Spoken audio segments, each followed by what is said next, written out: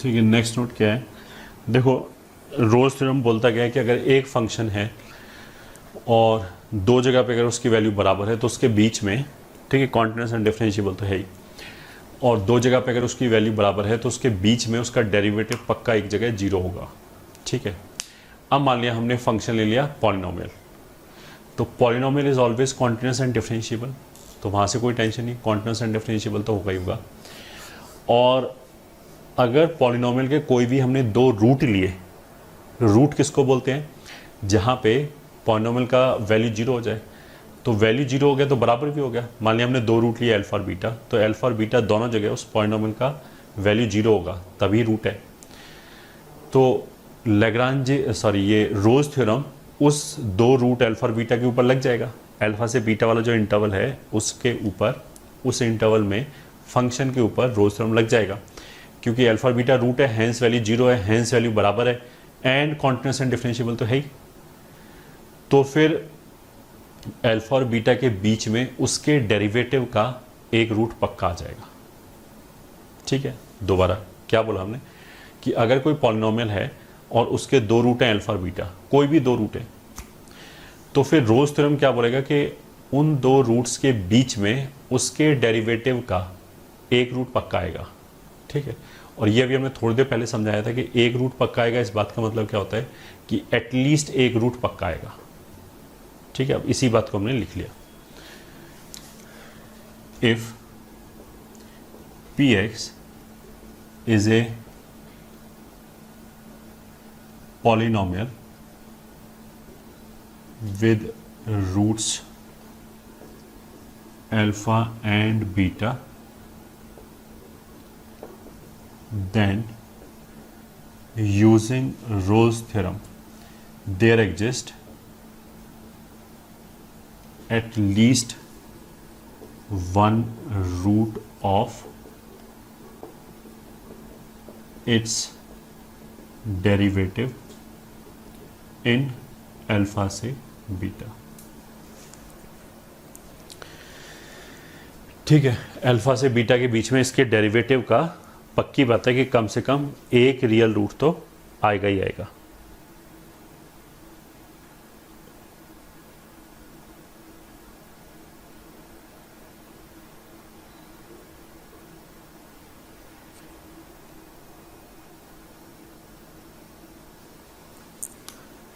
ठीक है, अब इसको हम ग्राफ से भी समझ सकते हैं कि अगर जैसे मान लिया पॉलिनोमियल ये है, तो ये मान लिया अल्फा हो गया, ये बीटा हो गया, तो इसके बीच में ये गामा है जहाँ पे इसका डेरिवेटिव जीरो है, जहाँ पे टेंजेंट हॉरिजॉन्टल है। कम से कम क्यों बोला है, क्योंकि देखो हम जो ग्राफ है वो ऐसे भी कर सकते हैं।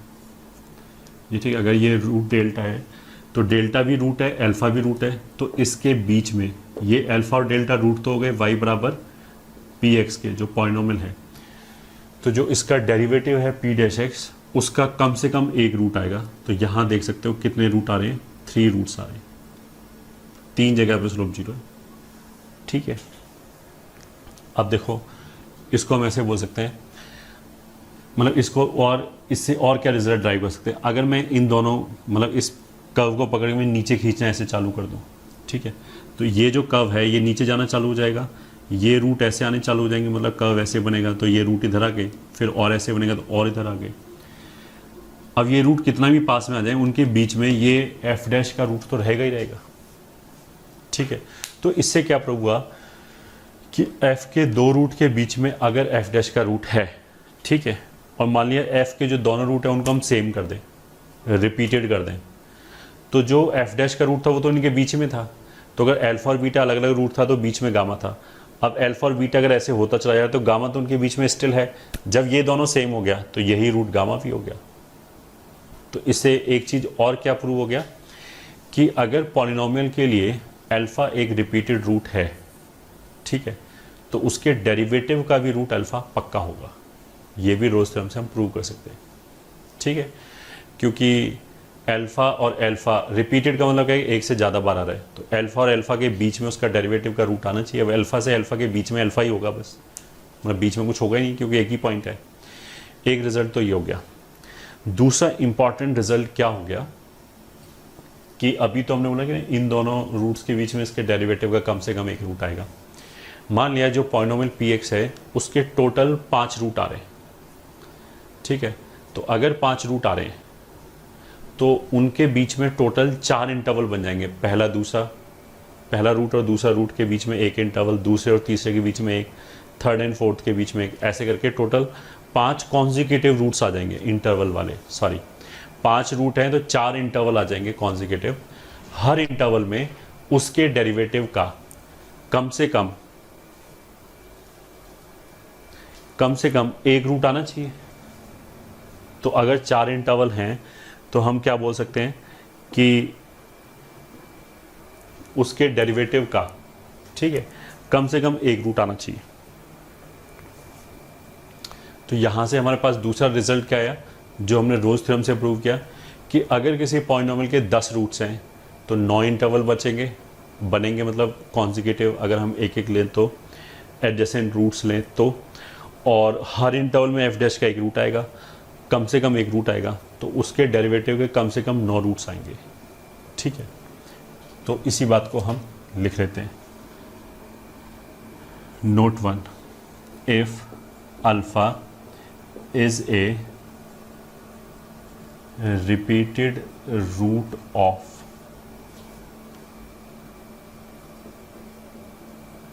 polynomial px, then it will also be the root of p dash x is equals to 0। एक तो ये रिजल्ट आ गया, ठीक है। Note 2,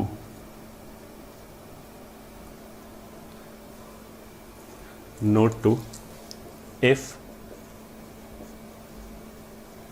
polynomial px has n real roots, then its derivative will have at least n minus 1 real roots, ठीक है। अब यहाँ पे कुछ बच्चों का ऐसा डाउट होगा कि जो पॉलिनोमियल px है उसको डिफरेंशिएट करेंगे तो 1 डिग्री कम हो जाएगा, तो एक कम रूट तो होगा ही होगा। यहाँ पे ध्यान दो, हमने रियल रूट्स के बारे में बोला है। मतलब अगर p मान लिया हमने एक पॉलिनोमियल लिया जो 20 डिग्री का है, 20 डिग्री का एक पॉलिनोमियल लिया, तो उसके 20 रूट्स थोड़ा रियल होंगे, ये ठीक है। 20 रूट्स में से टोटल रूट्स तो 20 होंगे, उसमें रियल भी होंगे, इमेजिनरी भी होंगे। यहाँ पे हम केवल रियल रूट्स की बात कर रहे हैं। तो मान लिया px एक पॉलिनोमियल है जिसका डिग्री कितना है 20, उसके रियल रूट मान लिया 12 है, ठीक है। 12 रूट रियल है, बाकी जो 8 रूट है वो इमेजिनरी है। तो ये थ्योरम हमें क्या बता रहा है कि जो px है, जो px पॉलिनोमियल है जिसके टोटल 20 रूट्स हैं उसमें से 12 रियल हैं, तो उसका जो डेरिवेटिव होगा वो 19 डिग्री का पॉलिनोमियल होगा, क्योंकि एक बार डिफरेंशिएट करेंगे तो 1 डिग्री कम हो जाएगा। बट 19 डिग्री में हम ये गारंटी दे सकते हैं कि इसके 11 तो रियल रूट्स आएंगे ही आएंगे, ये ठीक है। 11 से ज़्यादा भी आ सकते हैं क्योंकि एटलीस्ट 11 रूट्स आएंगे, ये इस थ्योरम ने बोला। तो अब पॉसिबिलिटी क्या हो गई, वैसे अगर कोफिशिएंट्स रियल हैं तो इमेजिनरी रूट पेयर में आता है। तो 19 जो p डैश x है, जो 19 डिग्री का पॉलिनोमियल है, उसके कम से कम 11 आएंगे। तो उसके पॉसिबिलिटी क्या क्या हो गई रियल रूट्स आने की, कितने रियल रूट्स आ सकते हैं? तो 11 भी आ सकते हैं, 13 भी आ सकते हैं, 15 भी आ सकते हैं, 17 भी आ सकते हैं। 17 मतलब 17 एंड 19, इतने रूट्स आ सकते हैं। 18 क्यों नहीं आ सकते? अगर 18 रूट रियल होगा तो एक रूट बच गया। अब एक इमेजिनरी थोड़ा ना होगा, इमेजिनरी तो पेयर में होगा अगर कोफिशिएंट रियल है तो, ठीक है। This is again a important result कि अगर किसी भी पॉलिनोमियल px के n रियल रूट्स हैं तो उसके डेरिवेटिव के कम से कम n-1 रियल रूट होगा।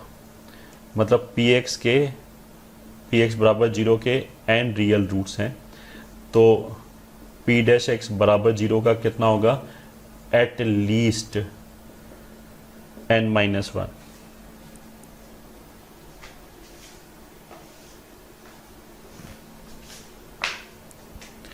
ठीक है, at least n minus one real roots.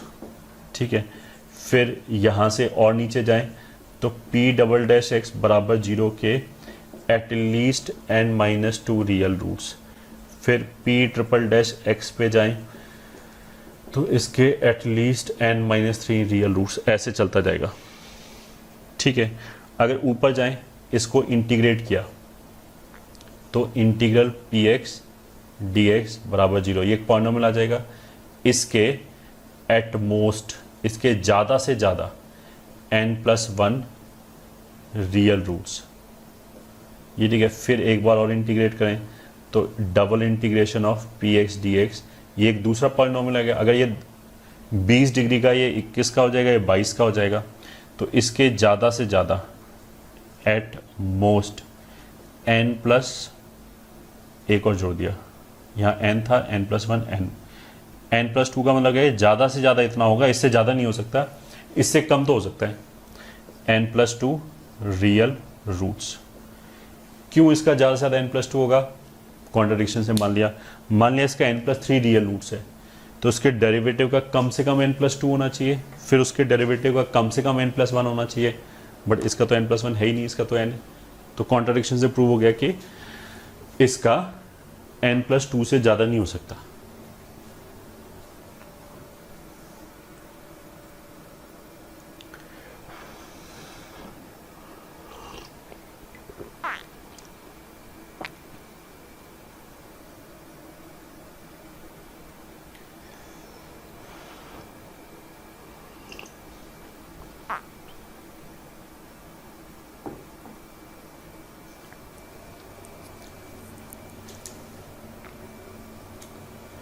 अब इसका मतलब छोटे मोटे क्वेश्चन हैं, क्वेश्चन कैसे कर सकते हैं? Question one, prove that all roots of 2x raised to power 4 plus 17x cube plus alpha x square plus beta x plus gamma is equals to 0 can not be real for any alpha beta gamma belonging to R। उसने alpha beta gamma कोई भी real number ले लो, ये जो 5 degree का equation है इसके पांचों रूट रियल नहीं हो सकते। ठीक है, तो हम कैसे प्रूव करेंगे? Let all 5 roots are real. This will imply के d d x of this बराबर 0 विल हैव 4 रियल रूट्स। ठीक है, 4 क्यों बोला? एटलीस्ट 4 क्यों नहीं बोला? क्योंकि मैं दिख रहा है अगर इसको डिफरेंशिएट करेंगे तो 4 डिग्री का एक्सप्रेशन आएगा, तो उसके 4 से ज़्यादा रियल रूट हो ही नहीं सकते। और इसको यूज़ करके इसने क्या बोला कि अगर मान लिया पी एक्स लिखा हुआ है कि अगर पी एक्स के 5 रियल रूट हैं तो उसके डेरिवेटिव के कम से कम 4 होंगे, और वो 4 डिग्री का ही है तो केवल 4 ही हो सकते हैं। तो फिर इसके डबल डेरिवेटिव के विल हैव 3 रियल रूट्स, फिर इसके ट्रिपल डेरिवेटिव के विल हैव 2 रियल रूट्स। यहाँ पे हम रुक गए, ट्रिपल डेरिवेटिव निकाला। ठीक है, मतलब इसको 3 बार डिफरेंशिएट किया। पहली बार 5 4 3, तो 5 4 3 एक्स स्क्वायर, यहाँ पे आ जाएगा 2 4 3 2 एक्स, प्लस ये आ जाएगा 17 3 2 1, ये आ गया। दिस बराबर 0। इसके कितने रूट्स आने चाहिए? 2 रियल रूट आने चाहिए। तो इसका डिस्क्रिमिनेंट कितना हो गया? ये 4 और 4 और 4 16, 48 का स्क्वायर माइनस 4, ये कितना हो जाएगा? 60 इंटू ये कितना हो जाएगा? 102। ठीक है, 48 से ये भी बड़ा है, ये भी बड़ा है, तो 48 का स्क्वायर इससे तो छोटा हो ही गया, नेगेटिव हो गया, तो ये तो कॉन्ट्राडिक्ट कर गया। इसने तो बोला कि इसके 2 रियल रूट आएंगे और इसके रियल रूट आ ही नहीं रहे। Contradiction implies P X is equal to 0 can not have 5 real roots. अगर देखो 5 रियल रूट्स नहीं होगा तो फिर क्या होगा, 2 ही पॉसिबिलिटी बचती है, या तो 3 होगा या फिर 1 होगा।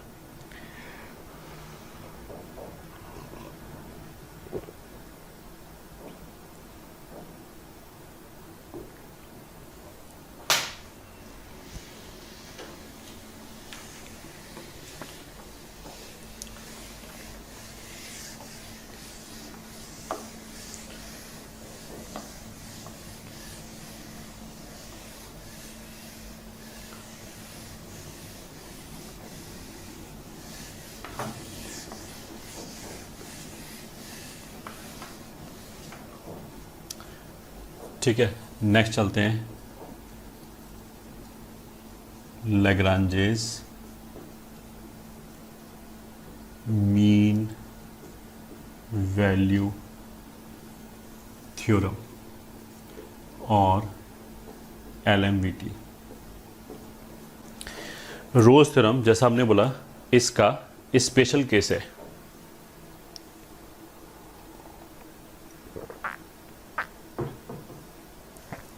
मतलब ये जनरल केस हो गया। ठीक है, थ्योरम वैसे ही होगा एग्जैक्टली इफ एंड देन के बीच में रिक्वायरमेंट और देन के बाद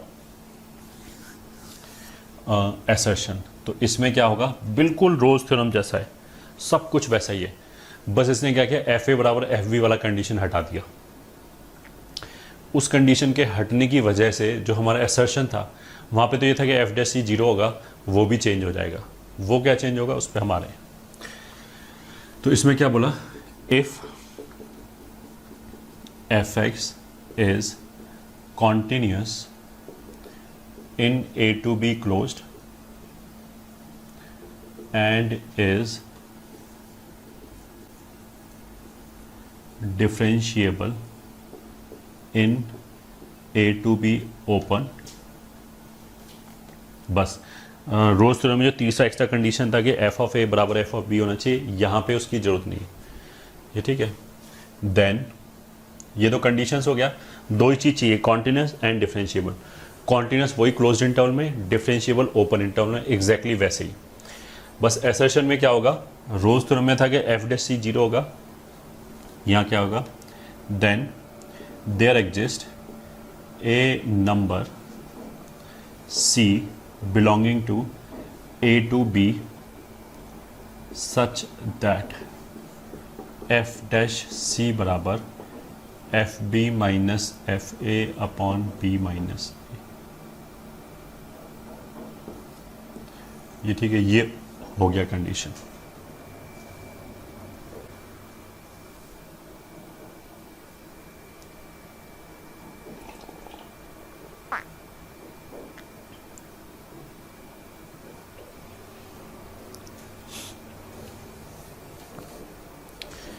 F dash c is equal to F b minus f a upon B minus a. अब तुम ऐसे ही देखो तो रोज थ्योरम यहीं से आ जाएगा। रोज थ्योरम में एक्स्ट्रा कंडीशन क्या था कि अगर एफ ऑफ ए और एफ ऑफ बी बराबर हो जाए, तो यहाँ पे F of A F of B बराबर हो गया तो ये 0 हो गया। तो रोज थ्योरम में भी असर्शन यही था कि F dash C will become 0, तो यहीं से प्रूव हो जाएगा वो।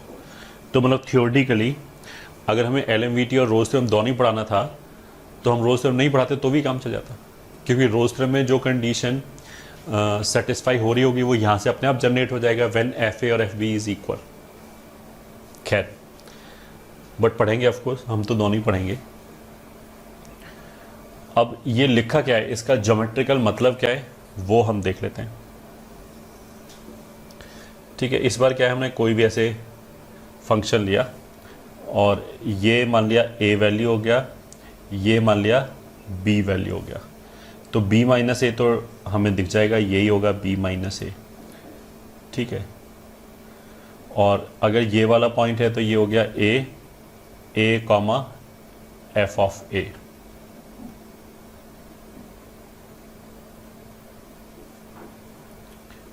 a comma F of a, ये मान लिया हो गया b, तो ये हो जाएगा b comma F of b। ठीक है, इन दोनों को ज्वाइन किया, ये एंगल मान लिया थीटा। ठीक है, तो बेसिकली ये वाली क्वांटिटी क्या आ जाएगी, ये आ जाएगा f of B minus F of a, तो ये हो गया। ठीक है, यहाँ से परपेंडिकुलर ड्रॉप किया है वर्टिकल पे, इसको मान लिया सी। तो इस डायग्राम के हिसाब से F of B minus F of A upon B minus A will be B C upon A C, this upon this. तो दिस अपॉन दिस, तो इस ट्राइंगल में, ए बी सी ट्राइंगल में टेन थीटा हो गया। Tan theta तो basically क्या हो जाएगा, इस कॉर्ड का स्लोप हो जाएगा, this is slope of A B. ठीक है, तो दोबारा एक हमने इंटरवल लिया ए से लेके बी तक, उसके ऊपर एलएमवीटी लगाया, तो ए और बी जो हैं, ये वाले जो 2 पॉइंट है वो उस इंटरवल के एंड पॉइंट्स हो गए, इसके बाहर की बात ही नहीं करे ये। ठीक है, इन एंड पॉइंट्स को ज्वाइन करने वाली जो कॉर्ड है वो ए बी है, उसका स्लोप इज दिस। ठीक है, तो जो राइट हैंड साइड लिखा है that is slope of the chord joining end points of the interval.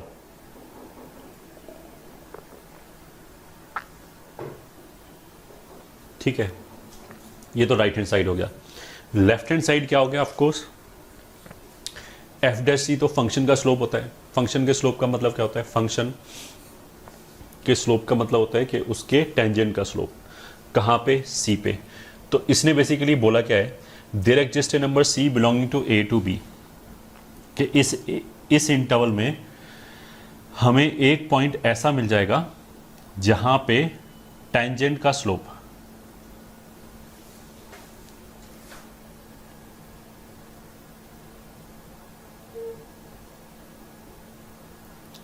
जहां पे टेंजेंट का स्लोप, ये ठीक है, मतलब अगर ये सी है तो ये हो जाएगा C comma F of C, और इस लाइन का slope F dash C will be equals to end points को ज्वाइन करने वाली कॉर्ड के स्लोप के बराबर। ये इसका ज्योमेट्रिकल इंटरप्रिटेशन हो गया, ये ठीक है।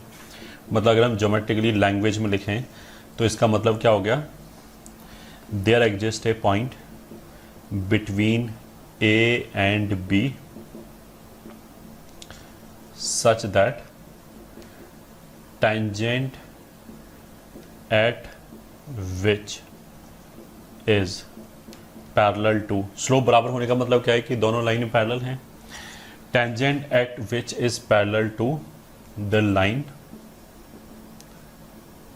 joining end points of the interval. Interval के जो एंड पॉइंट्स हैं उनको ज्वाइन करने वाले कॉर्ड का स्लोप कहीं ना कहीं एक जगह टेंजेंट के स्लोप के बराबर होगा पक्का।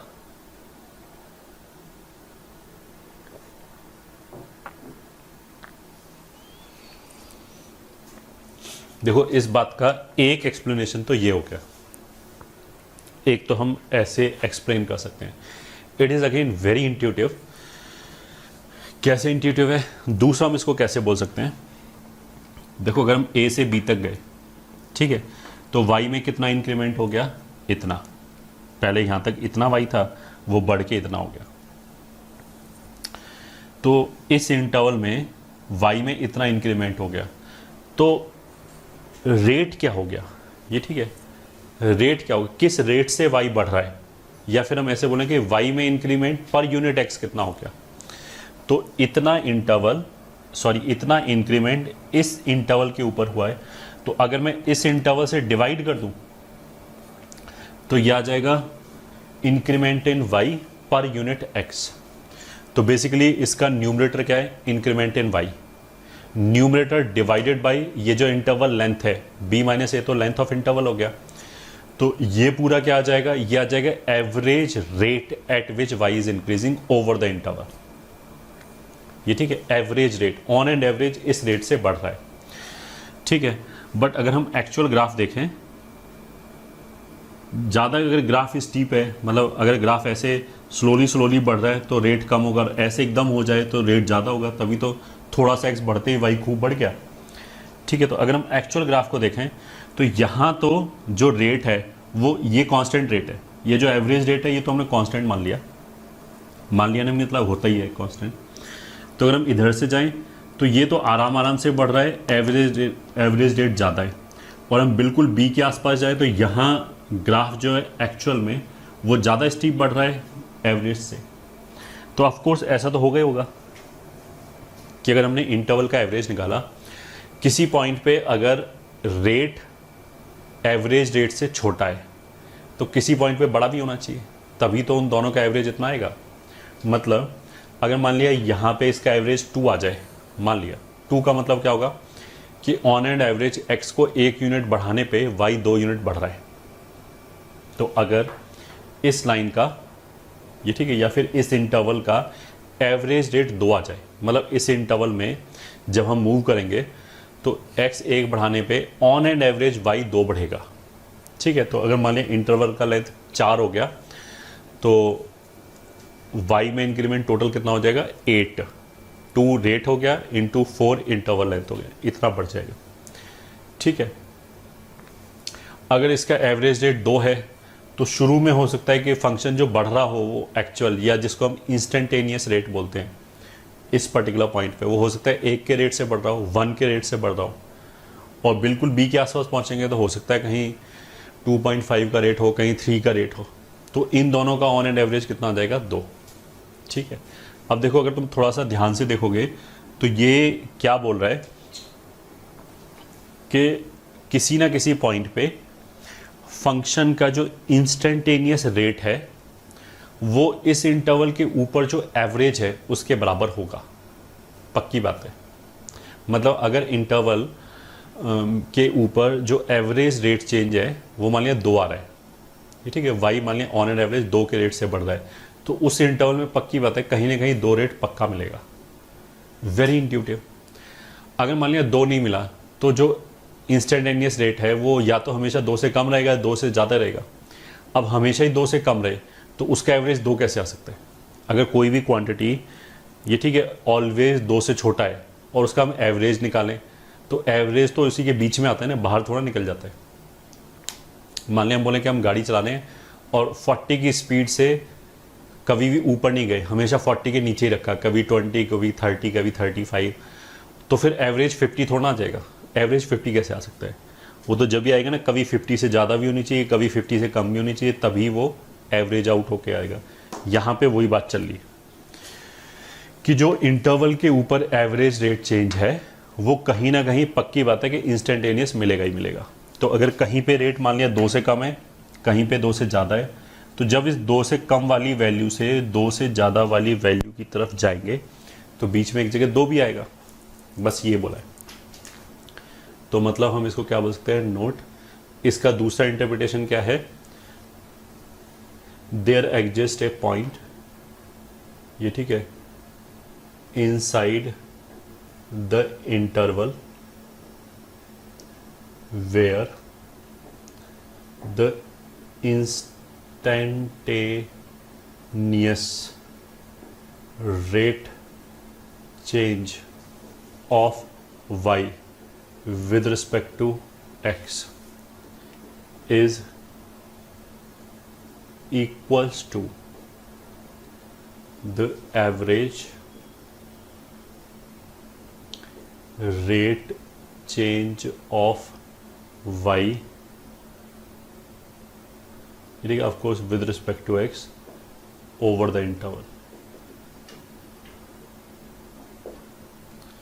ठीक है, नोट 1 ये हो गया। ठीक है, नोट 2 ये तो वही हो गया, इसका ज्योमेट्रिकल इंटरप्रिटेशन तो ये हो गया। नोट 2 क्या हो गया,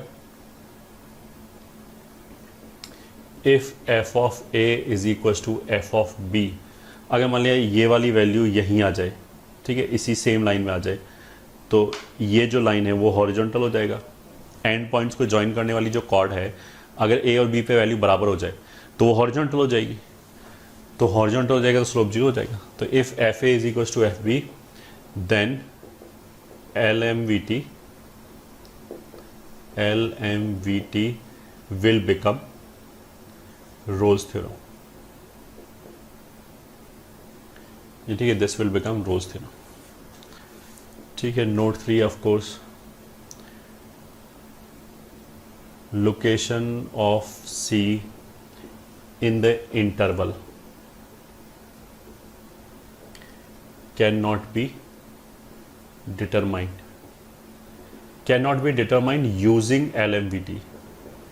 मतलब ऑफ कोर्स ऐसा तो हम कर ही सकते हैं ना कि फंक्शन अगर हमें पता हो, हम डिफरेंशिएट करके निकाल लें एग्जैक्टली कहाँ पे ये आ रहा है, इतना स्लोप आ रहा है, वो तो हम कर सकते हैं.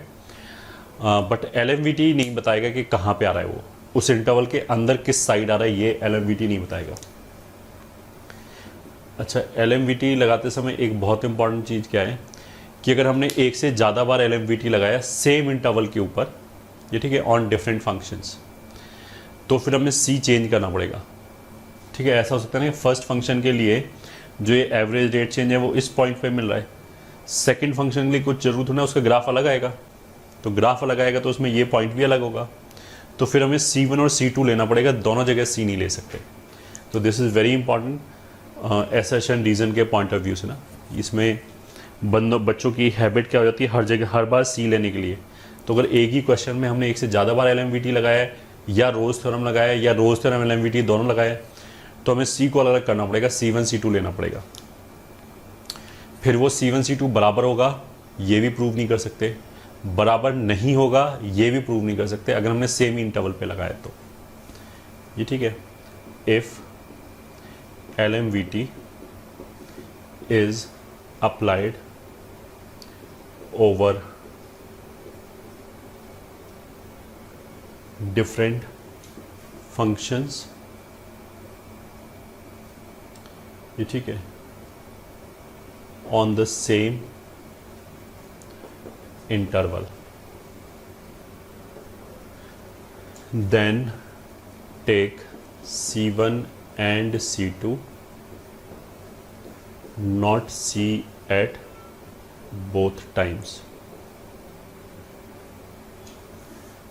and also we cannot prove C1 बराबर C2 और C1 नॉट बराबर C2. मतलब LMVT से हम ना तो ये प्रूव कर सकते हैं वो दोनों बराबर होंगे, ना ही ये प्रूव कर सकते हैं बराबर नहीं होंगे. बराबर हो भी सकते हैं, नहीं भी हो सकते. C1 बराबर C2 और C1 not equals to C2 using LMVT अलोन. केवल इसको यूज़ करके नहीं कर सकते. फिर तो और किसी मेथड से निकल रहा हो तो अलग बात है, और किसी मेथड से कैसे निकल रहा हो तो वो कोई जनरल चीज़ नहीं है. ये तो डिपेंड करता है क्वेश्चन क्या है, क्या पूछा है, हम क्या बात कर रहे हैं. बट हमें यहाँ पे ये ध्यान देने वाली बात है कि एक से ज़्यादा बार हम LMVT लगाएं या रोज थ्योरम लगाएं, सेम इंटरवल है, मतलब दोनों इंटरवल 1 से 4 है, 1 से 4 है, तो फिर वो C1 C2 लेना पड़ेगा. और हम इस थ्योरम को यूज़ करके ना तो ये प्रूव कर सकते हैं कि वो दोनों बराबर हैं, ना ये प्रूव कर सकते हैं वो दोनों बराबर नहीं है. ठीक है. हेलो बच्चों, अब एप्लीकेशन और डेरिवेटिव में जो LMVT है, लैग्रांजेस मीन वैल्यू थ्योरम, उसमें आगे चलते हैं. लैग्रांजेस मीन वैल्यू थ्योरम हमें लगाना है, इस चीज़ का हिंट कैसे लगेगा हमें. देखो, किसी भी क्वेश्चन में अगर FA माइनस FB करके दे रखा है तो that could be one of the hints कि हमें LMVT से उसको सॉल्व कर सकते हैं. तो note 1, if FA minus FB, FA minus FB का मतलब क्या है, मतलब कुछ जरूरी नहीं कि A और B ही यूज़ किया जाए, कोई भी दो F का वैल्यू यूज़ किया है एट 2 डिफरेंट प्लेसेस, मतलब F का वैल्यू यूज़ किया है एट 2 डिफरेंट प्लेसेस एंड उनका difference. If FA minus FB type लिख लेते हैं, चलो, expression is present, then we can think of applying LMVT. पहला चीज़ तो ये हो गया.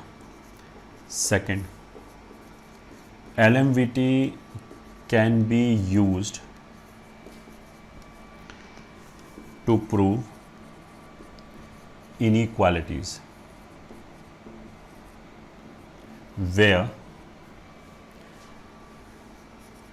to get rid of f dash x we can use monotonicity of f dash x। ठीक है, इसका यूज क्या है जब हम क्वेश्चन सॉल्व करेंगे, then you should be able to understand.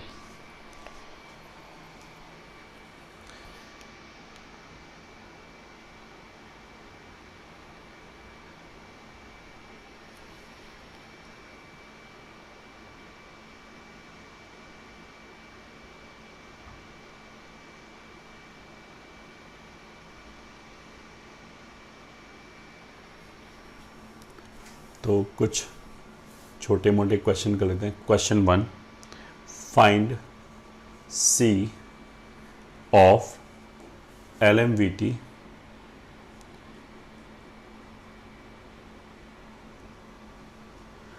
For fx is equal to √x - 1 in 1 to 3। ये ठीक है, 1 क्लोज से 3 क्लोज में LMVT के लिए C चाहिए। ये तो बिल्कुल बोर्ड टाइप क्वेश्चन हो गया, वेरी सिंपल क्वेश्चन। तो सॉल्यूशन, LMVT का स्टेटमेंट क्या होता है कि अगर फंक्शन कॉन्टिन्यूस है 1 to 3 में, मतलब जो इंटरवल है 1 से लेके 3 तक, उसमें अगर फंक्शन कॉन्टिन्यूस है तो ऑफकोर्स √(x - 1) 1 के आगे कॉन्टिन्यूस ही रहेगा। 1 से पहले तो खैर डिफाइन ही नहीं होगा। एंड अगर डिफरेंशिएबल है ओपन 1 से ओपन 3 में। अब देखो इसमें वैसे जो ग्राफ आएगा वो इस तरीके से आएगा, ये ठीक है, ये 1 हो गया, मतलब 1 पे वर्टिकल टेंजेंट आएगा। तो √(x - 1) जो है वो 1 पे वो डिफरेंशिएबल नहीं होगा, ठीक है। बट हमें 1 पे चाहिए ही नहीं, हमें तो डिफरेंशिएबिलिटी ओपन इंटरवल में चाहिए होता है। तो ओपन इंटरवल में इट विल बी डिफरेंशिएबल, तो कोई दिक्कत नहीं है, ठीक है। तो अगर 1 से 3 के ऊपर लगाया गया है तो हम क्या बोलेंगे, फंक्शन कॉन्टिन्यूस एंड डिफरेंशिएबल है। As fx is continuous in 1 to 3 closed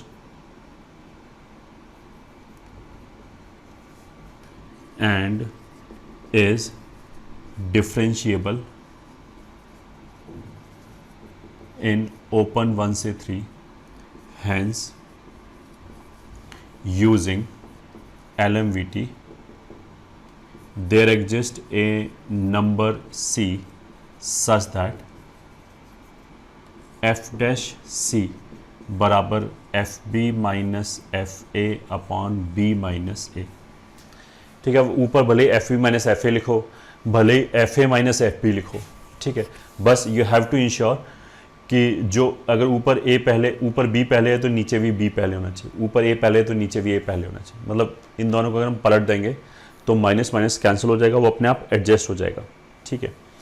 अब इस वाले केस में f डैश C का मतलब क्या है कि f डैश x निकाला, f(x) हमारे लिए क्या है, √(x - 1), तो f डैश x कितना हो जाएगा, 1/2 √(x - 1).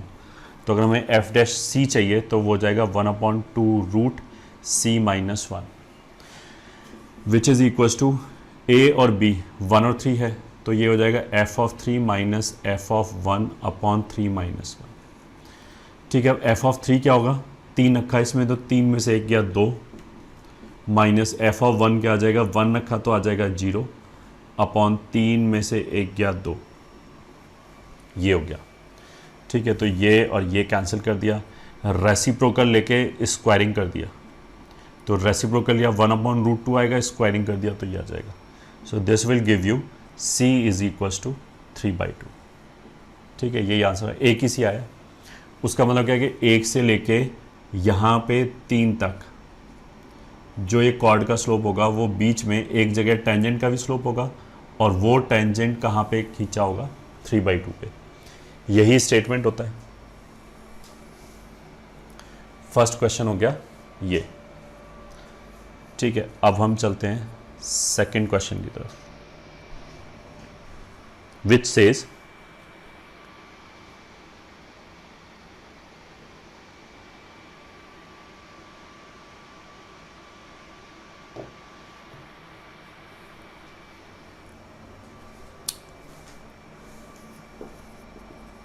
using LMVT prove that mod of cos A minus cos B is less than equals to mod of A minus B. ये प्रूव करना है। ठीक है, ये भी नहीं भी लिखा होता, सीधा से लिखा हो prove that cos A minus cos B का mod is less than equals to A minus B। तो भी देखो ये एक फंक्शन cos है, ये भी cos है, बस यहाँ पे ये फंक्शन का वैल्यू a पे आ रहा है, यहाँ पे उसी फंक्शन का वैल्यू b पे आ रहा है। तो a और b पे फंक्शन की वैल्यू का डिफरेंस लिखा हुआ है, तो हमें यहीं से हिंट लग जाना चाहिए कि this is something called LMVT over function fx। तो हमने क्या किया, let fx is equals to cos x, ये ठीक है, which is continuous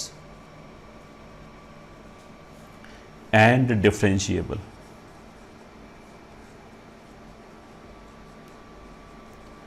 continuous and differentiable in any interval। cos x का जो ग्राफ है वो तो हर जगह ही continuous भी होता है and differentiable भी होता है, तो हम कोई भी इंटरवल ले लें सब चलेगा, ये ठीक है। सो अप्लाइंग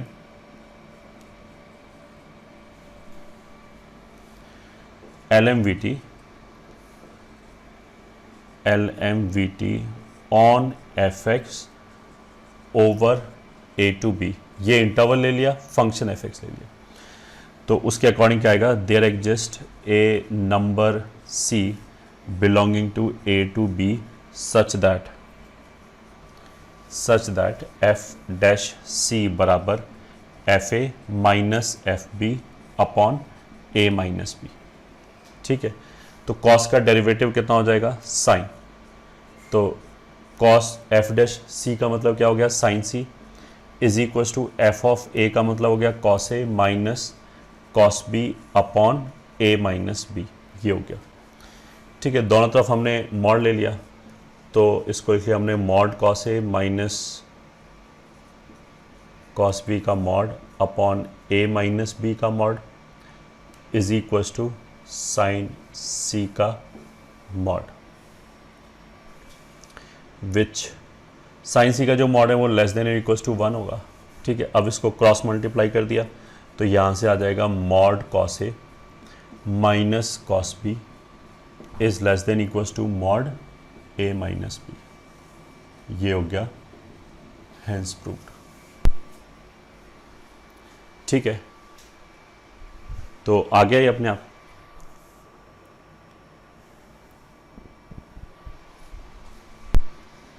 चलो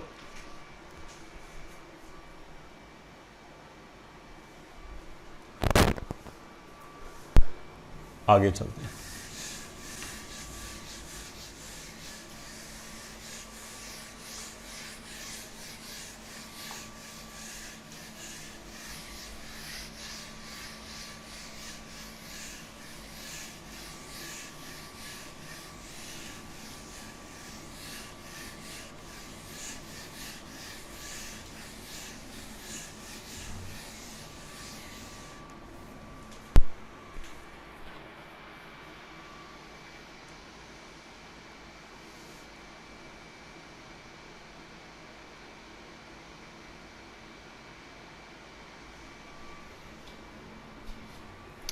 Next question, question number 3, which says let A, B, C be 3 real numbers such that A less than B less than C and fx is continuous in A to C and is differentiable in A to C। ठीक है, जैसा हमने पहले theorem पढ़ाते समय बोला था कि अगर A to C ओपन में डिफरेंशिएबल है, ये हमारी रिक्वायरमेंट है। अगर वो बोल दे कि A to C क्लोज्ड में डिफरेंशिएबल है तो कोई गड़बड़ नहीं है, बढ़िया है। जितना हमारी रिक्वायरमेंट है उससे उसने ज़्यादा दे दिया। उसने तो ये भी बता दिया कि A और C पे भी डिफरेंशिएबल है, जबकि हमें वो चाहिए नहीं, बट दे दिया तो कोई गड़बड़ भी नहीं है। And is differentiable in A to C। Also f dash x is strictly increasing।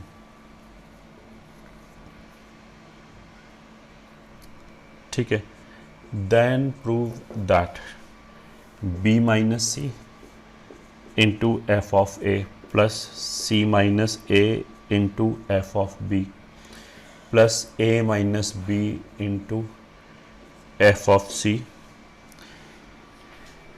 is less than 0। ठीक है, ये प्रूव करना है।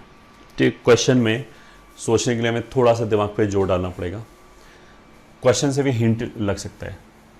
देखो, अगर हमने LMVT से क्वेश्चन सॉल्व किया तो इसने देखो 3 A B A C और B C 3 तरह के हम इंटरवल बना सकते हैं, पहली बात।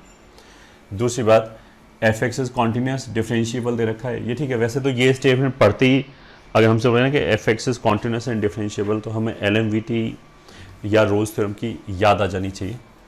Also F dash x is strictly increasing. अब इसने ये क्यों दिया F dash x is strictly increasing? क्योंकि LMVT में हम ऐसे बोलेंगे एफ डैश सी बराबर इतना।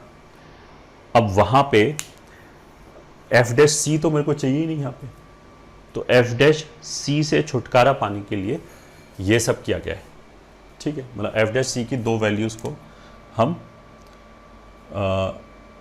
एफ डैश एक्स की मोनोटोनिसिटी से कंपेयर कर सकते हैं।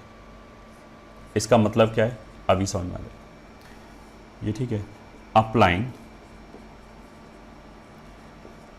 LMVT on F x over A to B, ठीक है। मतलब वैसे तो टोटल A B C ऐसे दिया है, तो हमने क्या किया, एक बार इस इंटरवल के ऊपर LMVT लगाया।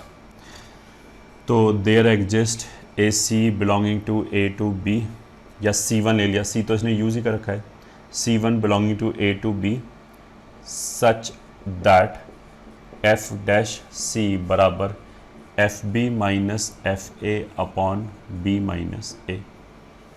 पहला तो स्टेटमेंट ये हो गया, ठीक है। फिर अगेन इसको ऐसे लिख के छोड़ दिया, ठीक है। Again applying LMVT on F x over B to C, ठीक है। तो आ जाएगा देयर एग्जिस्ट, सॉरी C1 बुलाता था, यहाँ C1 आना चाहिए। There exist A C2 belonging to B to C such that F dash C2 बराबर F of C minus F of B upon C minus B, ठीक है। अब हमने एक इंटरवल ये लिया है, एक इंटरवल ये लिया है। क्यों लिया है? हमने जो इंटरवल है उनको ओवरलैपिंग नहीं रखा। ओवरलैपिंग नहीं रखा तो उससे क्या होगा कि जो C1 आएगा वो इस इंटरवल में कहीं पे होगा, C2 आएगा वो इस इंटरवल में कहीं पे होगा, ठीक है। C1 और C2 में क्लियरली C2 जो है वो C1 से बड़ा होगा, ठीक है। तो बिकॉज इंटरवल ओवरलैपिंग नहीं है, अलग अलग इंटरवल है, तो C1 और C2 भी अलग अलग है, तो आई कैन बी अश्योर्ड कि इनमें से कौन बड़ा है। अगर ओवरलैपिंग इंटरवल होगा तो मेरे को पता नहीं ना C1 किधर जाएगा उस इंटरवल में, C2 किधर जाएगा। यहाँ पे तो क्लियर कट ये, ठीक है, clearly C2 is greater then C1, क्योंकि C2 उस इंटरवल में आएगा जो इंटरवल इसके आगे है। अब ये पिक्चर में आ जाएगा कि f dash x strictly increasing है। तो अगर f dash x strictly increasing है तो किसी भी इनइक्वालिटी के दोनों तरफ अगर हम स्ट्रिक्टली इंक्रीजिंग फंक्शन लें तो इनइक्वालिटी का साइन चेंज नहीं होता है। तो यह आ जाएगा f dash C2 is greater than f dash C1, ये ठीक है, because f dash increasing function. F dash c two मतलब ऐसे आ गया f c minus F of b upon c minus b is greater than f b minus F of A upon B minus a, ये आ गया। ठीक है, अब हमें ए बी सी के बीच में भी ऑर्डर रिलेशन पता है, ए बी सी के बीच में भी पता है कि ए सबसे छोटा है, फिर बी है, फिर सी है। तो सी माइनस बी जो होगा वो एक पॉजिटिव नंबर होगा, बी माइनस ए जो होगा, बी ए से बड़ा है तो बी माइनस ए भी एक पॉजिटिव नंबर होगा। तो अगर ये दोनों पॉजिटिव नंबर हैं तो हम ऐसी क्रॉस मल्टीप्लाई कर सकते हैं। तो b minus a f c minus F of b is greater than c minus b f b minus c minus b f a. ठीक है, अब सेपरेट कर दिया तो b minus a F of c, ठीक है, और एफ बी को भी इधर ले आए, या फिर जैसे हमें लेस देन जीरो प्रूव करना है तो सबको इधर ले गए।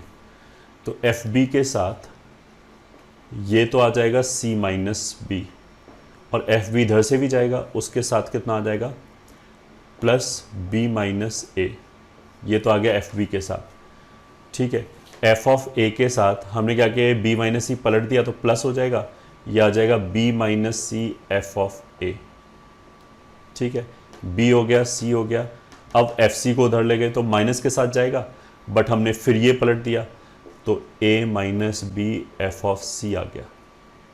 ठीक है, this is less than zero, तो ये आ गया। सबसे पहले इसको लिख लिया a minus b f of c, plus ये कितना हो जाएगा, b भी कैंसिल हो गया तो c minus a F of b plus b minus c f of a is less than zero. यही ये रिलेशन लिखा हुआ है। ठीक है, सो हेंस प्रूव्ड। ठीक है, क्वेश्चन देखने में काफ़ी डरावना लगेगा, बट अगर हम लॉजिकली सोचें, ठीक है, तो ऑफकोर्स क्वेश्चन बहुत इजी तो है नहीं, लॉजिकली सोचे तो हो जाएगा।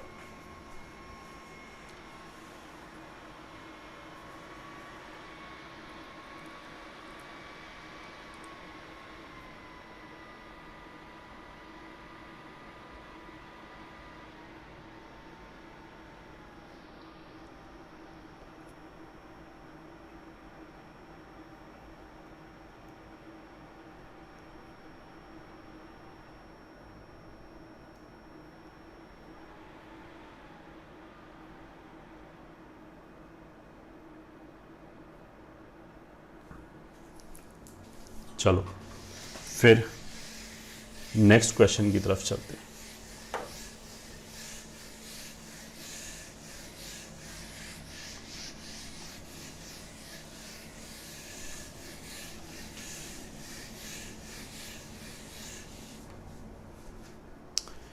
which says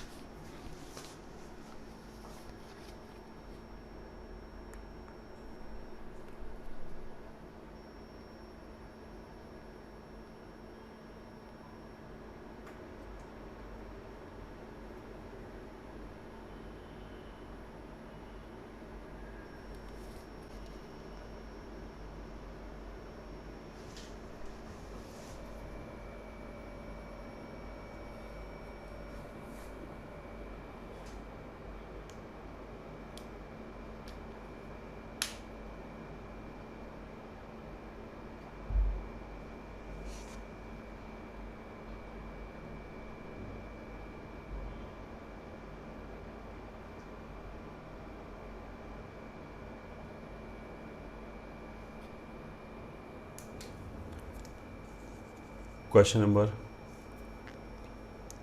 4,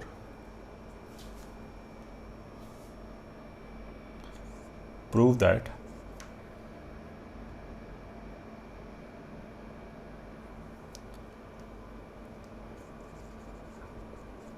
tan inverse A minus tan inverse B is greater than equals to a minus b upon 1 plus a square and is less than equals to a minus b upon 1 plus b square, where 0 is less than a is less than or equals to b. मान लिया ये question है,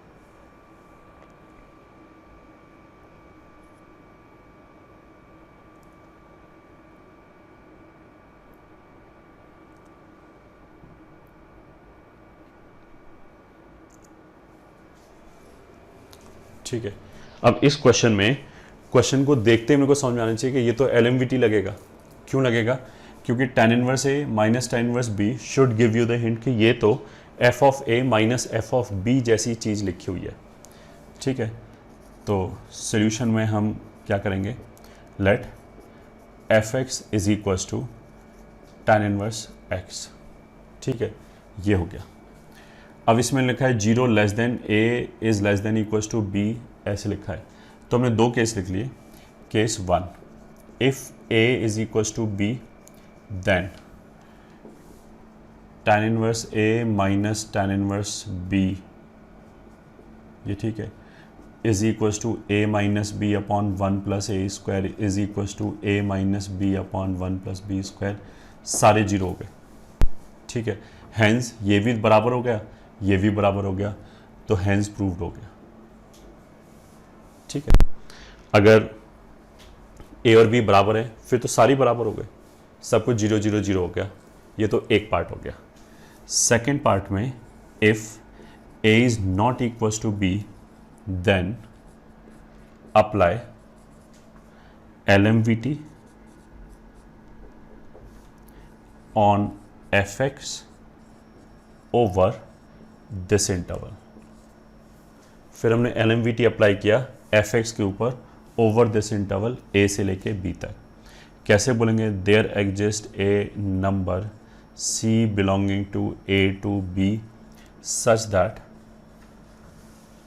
f dash C बराबर FA minus FB upon A minus B, ठीक है। This implies f dash x कितना हो जाएगा, अगर fx tan इनवर्स x है तो f डैश x हो जाएगा 1 अपॉन 1 प्लस एक्स स्क्वायर, तो f डैश c हो जाएगा 1 upon 1 plus c square is equals to f a मतलब tan inverse a minus tan inverse b upon a minus b, ये आ गया, ठीक है। अब जो हमें प्रूव करना है ये वाला, इसमें कहीं c तो है ही नहीं, तो उसका मतलब क्या है, I am suppose to get rid of C, ठीक है। C से छुटकारा पाना है, वो कैसे मिलेगा, उसी के लिए हमने बोला था कि हमें अगर C से छुटकारा पाना है तो f डैश x की मोनोटोनिसिटी यूज करेंगे, ठीक है। इसका मतलब क्या है कि as C lies between A and B, इसलिए ये वाला जो एक्सप्रेशन है इसमें C की जगह A रखा और B रखा, तो 1 upon 1 plus A square 1 upon 1 plus B square, that is nothing but basically f dash A and f dash B। तो हम f dash A and f dash B के साथ f डैश C को ये ठीक है रिलेट कर सकते हैं, ये ठीक है, हम ऑर्डर रिलेशन बता सकते हैं कौन बड़ा है कौन छोटा है।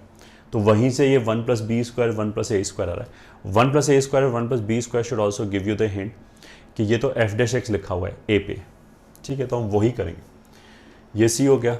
अब मेरे को बनाना क्या है, वैसे तो देखो हम एफ डैश एक्स की मोनोटोनिसिटी सीधा सीधा इसकी मोनोटोनिसिटी ऐसे ही देख सकते हैं कि अगर हम 0 से 0 के आगे हैं, मतलब अगर x पॉजिटिव है तो x बढ़ने पे एक्स स्क्वायर बढ़ेगा, 1 प्लस एक्स स्क्वायर भी इंक्रीज होगा, उसका रेसिप्रोकल डिक्रीज होगा, मतलब एफ डैश एक्स जो है वो डिक्रीजिंग फंक्शन है क्लियरली। तो इसी को यूज़ कर सकते हैं, f dash x is equals to 1 over 1 plus x square, this implies f dash x is decreasing function. वैसे तो तुम डिफ्रेंशिएट करके भी देख सकते हो, बट ये ऐसे ही दिखाई दे रहा है। दिस इज वेरी सिंपल, अगर एक्स पॉजिटिव है तो 0 के आगे जाने पे वैल्यू बढ़ेगा ही एक्स स्क्वायर का, तो उसके रेसिप्रोकल का वैल्यू कम ही होगा। और हम जो ए और बी लिया है वो 0 के राइट पे ही क्वेश्चन में लिया हुआ है, तो सब कुछ पॉजिटिव ही है, दिस इज नो। तो F dash x is decreasing for x greater than 0। तो अगर डिक्रीजिंग फंक्शन है तो किसी भी इनइक्वालिटी में अगर हमने एफ डैश लिया तो साइन रिवर्स हो जाएगा, ठीक है। अब एफ डैश सी कितना है 1/1 प्लस सी स्क्वायर, ये कितना है 1/1 plus a square, this is 1/1 plus b square, this is 1/1 plus a square greater than 1/1 plus c square इस एक्सप्रेशन के बराबर है। तो रख दिया हमने tan inverse a minus tan inverse b upon a minus b greater than 1/1 plus b square. ठीक है, यहाँ तक पहुँचने के लिए नीचे ए माइनस बी नहीं है, इधर ले गए, मतलब इस पूरे को हमने a माइनस बी से मल्टीप्लाई कर दिया। बट क्वेश्चन में ये बोला हुआ है कि a जो है वो b से छोटा है, तो उसका मतलब क्या है कि a माइनस बी एक नेगेटिव नंबर है। अगर a माइनस बी एक नेगेटिव नंबर है, ठीक है, तो a माइनस बी से मल्टीप्लाई करने पे इनइक्वालिटी का साइन रिवर्स हो जाएगा, तो ये हो जाएगा a minus b upon 1 plus a square less than tan inverse a minus tan inverse b less than a minus b upon 1 plus b square. ये हो गया ये, ठीक है। और यहाँ पे इक्वल्स टू होल्ड कर रहा था, अगर a और b बराबर है, यहाँ इनइक्वालिटी होल्ड कर रहा है, तो अब हम बोल सकते हैं from 1 and 2 will get a minus b upon 1 plus a square is less than or equals to tan inverse a minus tan inverse b is less than or equals to a minus b upon 1 plus b square। तो ये हो गया हमारा hence proved। ठीक है, fairly simple।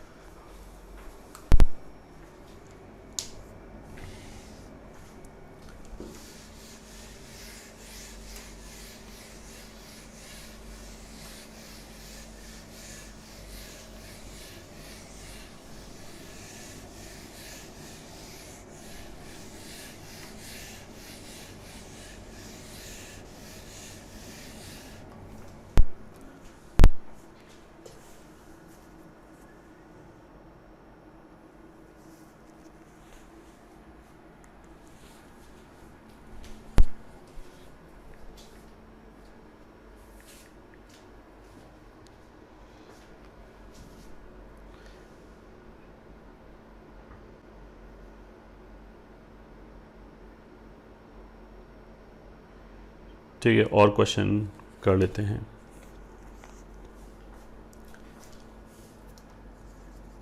Question, let p x be a polynomial with real coefficients and let a comma b belongs to R, a is less than b, b two consecutive roots of px show that there exist c belonging to a to b such that p dash c plus 100 pc बराबर 0।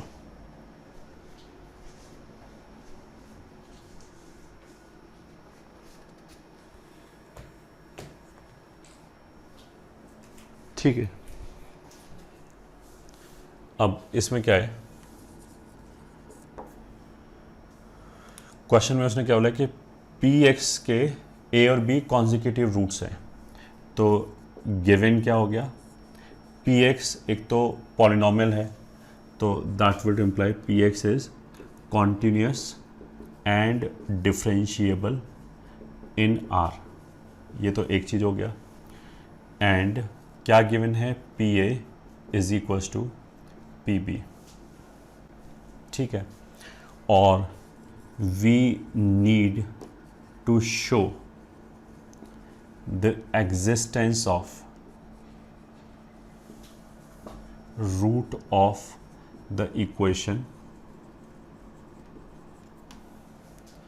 ये ठीक है, जब उसने बोला कि एक सी exist करता है ए और बी के बीच में, उसका उन्होंने कहा एक्स की वैल्यू बता रहा है ए और बी के बीच में सच दैट ये जीरो हो जाए, तो इसमें सी की जगह एक्स रख दिया। तो हमें क्या शो करना है कि P dash x plus 100 P x बराबर जीरो, ये ठीक है।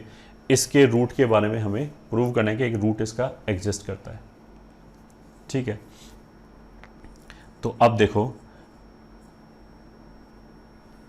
इफ़ यू रिमेंबर, तो हमने रोज थ्योरम में ऐसे बोला था कि जिस इक्वेशन के रूट पे हम कमेंट करते हैं रोज थ्योरम लगा के, वो तो हमारे लिए एफ डैश एक्स होता है, और जो हम कंडीशंस चेक करते हैं वो हम एफ एक्स की चेक करते हैं। तो अगर इस क्वेश्चन को हम रोज थ्योरम से करने की कोशिश करें तो ये वाला जो इक्वेशन है ये एफ डैश एक्स आना चाहिए, ये किसी फंक्शन का डेरिवेटिव आना चाहिए, ठीक है। कौन से फंक्शन का डेरिवेटिव आना चाहिए, इसको इंटीग्रेट कर लिया, ठीक है। अब इसको इंटीग्रेट कैसे करेंगे, ठीक है, मतलब इसको अगर हम इंटीग्रेट करेंगे तो आगे चल के वैसे हम डिफरेंशियल इक्वेशन में ये पढ़ेंगे, this is a linear differential equation, और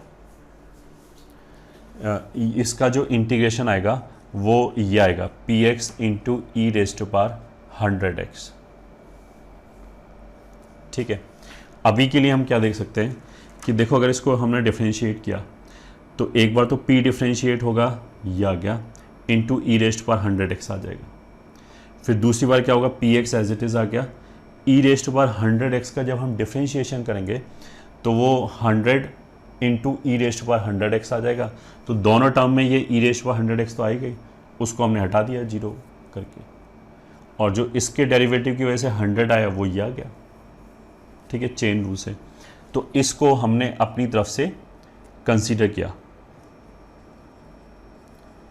ऑफ कोर्स ये अपने दिमाग से सोचना, अगर हमने डिफरेंशियल इक्वेशन नहीं पढ़ाए तो इट इज़ डिफ़िकल्ट, ठीक है, बट हमें वो सोचने की ज़रूरत ही नहीं है, ठीक है। अगर तुम्हें मतलब you are not able to follow, तो तुम ऐसा मानो कि फंक्शन तो you will be able to think after studying differential equation, ठीक है। तो ये हमने मान लिया q x, consider q x is equal to this. Now जो पी एक्स है वो पॉलिनोमियल है तो कॉन्टिन्यूअस एंड डिफरेंशिएबल है, ई रेज टू पावर हमेशा कॉन्टिन्यूअस एंड डिफरेंशिएबल होता है, तो ये पूरा function Q x is continuous and differentiable,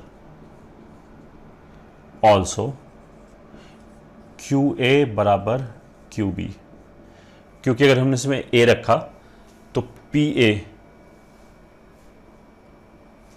and अगर हमने बी रखा, ये दोनों रूट हैं, तो पी ए बराबर पी बी बराबर जीरो आ जाएगा। तो ए रखने पे इस पी ए की वजह से जीरो हो जाएगा, बी रखने पे भी इसकी वजह से जीरो हो जाएगा, तो you will get P A बराबर पी बी बराबर जीरो।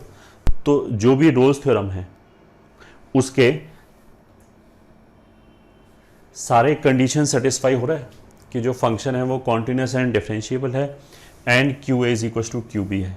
तो this implies using Rolle's theorem, there exists a number C belonging to A to B such that Q dash C बराबर 0, ठीक है। अच्छा, मान लिया अगर हमने ये प्रूव कर दिया कि A से B के बीच में ऐसा नंबर एग्जिस्ट करता है और इसने यहाँ पे क्लोज लगा रखा है, तो कोई फर्क नहीं पड़ता। हमने तो बोला कि A और B के बीच में ऐसा एक नंबर है, तो जो ए और बी के बीच में होगा वो ऑफ कोर्स अगर हम और बड़ा इंटरवल लें तो उसके बीच में भी तो होगा, तो अपने आप वो भी प्रूव हो गया, उसमें कोई दिक्कत नहीं है। उल्टा होता तब गड़बड़ हो जाता कि हमारा तो क्लोज आ जाता, उसका ओपन आ जाता, तो फिर वो तो ये बोल रहा है कि ए और बी के स्ट्रिक्टली बीच में आ रहा है और हम ये बोलते हैं कि ए और बी भी हो सकता है, ठीक है, तो गड़बड़ है, तब प्रूव नहीं हुआ, बट अभी तो प्रूव हो जाएगा।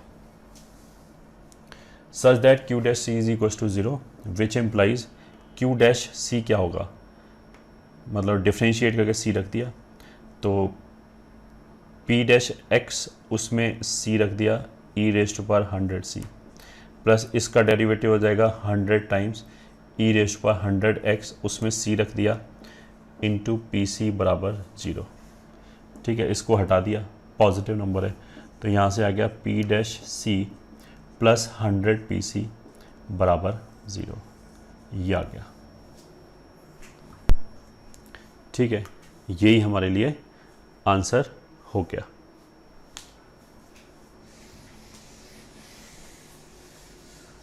So this was LMVT।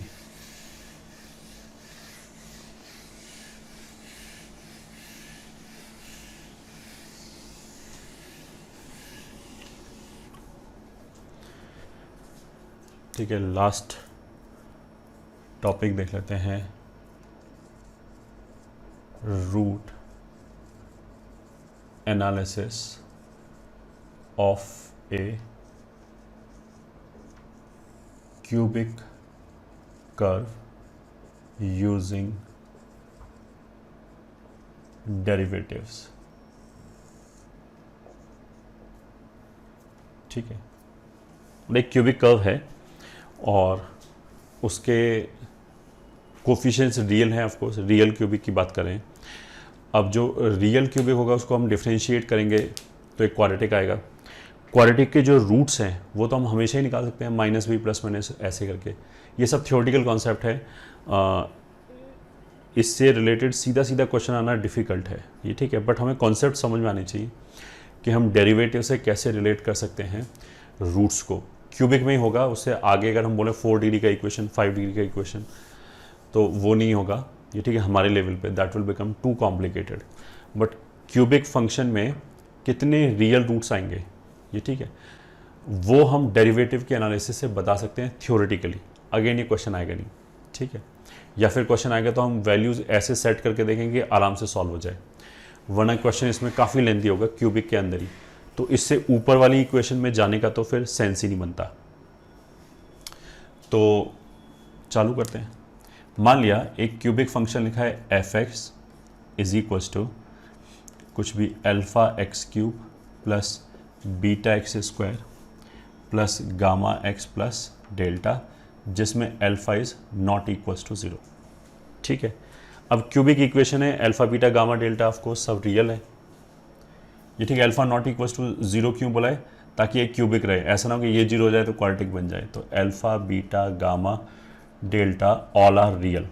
इसकी क्या यूटिलिटी है कि सभी रियल हैं। Alpha beta gamma delta real है, इससे हमें ये पता लगा कि कोफिशिएंट जो हैं वो रियल हैं, तो जो इमेजिनरी रूट आएगा वो पेयर में आएगा, अगर आएगा तो।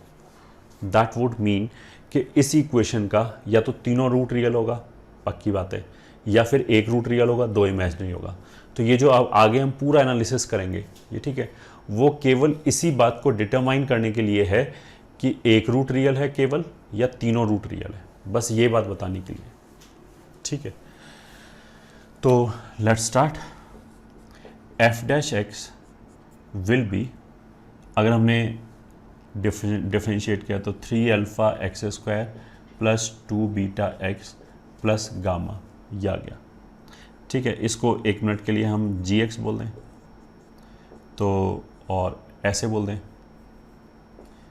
ax² plus bx plus c, ये ठीक है। एक क्वाड्रेटिक आ गया और इसके रूट्स जो है वो निकल आएंगे, रूट्स निकल आएगा अपने आप, -b ± √b² - 4ac/2a करके, ठीक है। अब इसी के एनालिसिस से हम बता सकते हैं, ठीक है। केस 1 ये, ठीक है, इसी के लिए डिस्क्रिमिनेंट हमने कैलकुलेट किया, वो आ जाएगा b² - 4ac जो भी होता है। ये किसका डिस्क्रिमिनेंट है? क्यूबिक का नहीं है, ऑफ कोर्स क्वाड्रेटिक का ही डिस्क्रिमिनेंट होता है। क्यूबिक का जो डेरिवेटिव है उसका डिस्क्रिमिनेंट है, तो उसके रूट की हेल्प से अल्टीमेटली तो हमारा एम क्या है, f(x) के रूट पे कमेंट करना है।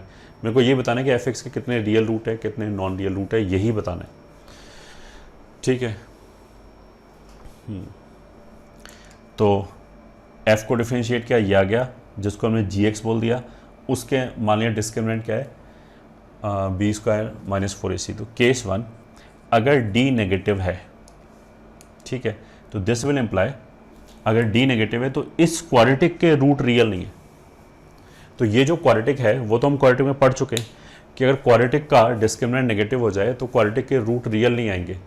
अब अगर क्वाड्रेटिक के रूट रियल नहीं आएंगे तो क्वाड्रेटिक का मतलब अगर हम ग्राफ बनाएंगे तो जो पैराबोला बनेगा ये, ठीक है, ये तो क्यूबिक तो अलग चीज़ हो गई, अभी तो हम इसकी बात करें, इसी की हेल्प से इस पर कमेंट करेंगे कि आगे चल के क्यूबिक के साथ क्या होने वाला है ये बताएंगे, ठीक है। तो दोबारा अगर डी नेगेटिव है तो ये जो पैराबोला का जो हम ग्राफ बनाएंगे, पैराबोला का, क्यूबिक का नहीं, पैराबोला का जो ग्राफ बनाएंगे वो उसका कोई भी रूट रियल नहीं आएगा, मतलब वो एक्स एक्सिस को कट नहीं करेगा ना टच करेगा। तो वो जो पैराबोला होगा वो या तो एक्स एक्सिस के कंप्लीटली ऊपर होगा, अगर पैराबोला एक्स एक्सिस के कंप्लीटली ऊपर है उसका मतलब क्या कि उसका वैल्यू हमेशा पॉजिटिव है, ठीक है। किसका वैल्यू पॉजिटिव है? जी एक्स का, मतलब एफ डैश एक्स का। अगर एफ डैश एक्स का वैल्यू हमेशा पॉजिटिव है तो एफ एक्स जो होगा वो स्ट्रिक्टली इंक्रीजिंग फंक्शन होगा, मतलब ये जो क्यूबिक होगा वो लगातार इंक्रीज करेगा। अगर लगातार इंक्रीज करेगा तो एक्स एक्सिस को एक ही बार कट करेगा, एक से ज़्यादा बार कट नहीं कर सकता। उसका मतलब क्या है कि एग्जैक्टली एक रियल रूट आएगा, ठीक है। दूसरा पॉसिबिलिटी क्या है कि ये जो पैराबोला है अगर ये ए नेगेटिव हो जाए, मतलब अगर अल्फा नेगेटिव हो जाए तो ये पैराबोला हमेशा एक्स एक्सिस के नीचे ही आएगा, क्योंकि फिर वो पैराबोला डाउनवर्ड होगा एंड रूट आना नहीं है तो हमेशा एक्स एक्सिस के नीचे होगा। तो उस वाले केस में जो एफ होगा वो स्ट्रिक्टली डिक्रीजिंग हो जाएगा, क्योंकि ये हमेशा नेगेटिव हो गया। अगर स्ट्रिक्टली डिक्रीजिंग हो जाएगा तो लॉजिक वही है कि फिर लगातार डिक्रीज ही कर रहा होगा तो एक्स एक्सिस को एग्जैक्टली एक ही बार कट करेगा, ठीक है। तो अब इन दोनों को मिला के हमने कैसे बोला कि अगर डी नेगेटिव है क्वाड्रेटिक का तो फिर जी एक्स अपना साइन चेंज नहीं करेगा, या तो वो केवल पॉजिटिव होगा या वो केवल नेगेटिव रहेगा। दोनों ही केस में जो एफ एक्स है, जो क्यूबिक है, वो या तो स्ट्रिक्टली इंक्रीजिंग रहेगा या फिर स्ट्रिक्टली डिक्रीजिंग रहेगा, इन दोनों में से कोई एक होगा। अगर वो स्ट्रिक्टली इंक्रीजिंग है या फिर स्ट्रिक्टली डिक्रीजिंग है तो एक्स एक्सिस को वो केवल एक ही बार कट करेगा and you'll get only one real root, ये ठीक है। इस वाले केस में जो क्यूबिक आएगा उसके ऊपर कोई मैक्सिमा मिनिमा नहीं आएगा, तो इसी को लिखते हैं। D less than 0 implies gx will not have real roots. This implies gx, which is nothing but f dash x, will not change its sign. Hence, अगर इसने अपना साइन चेंज नहीं किया तो फिर क्या हो जाएगा? Hence, F x will either be strictly increasing or strictly decreasing, ये ठीक है। या तो वो स्ट्रिक्टली इंक्रीज कर रहा होगा, या तो ग्राफ लगातार ही ऊपर जा रहा होगा, या फिर लगातार नीचे जा रहा होगा,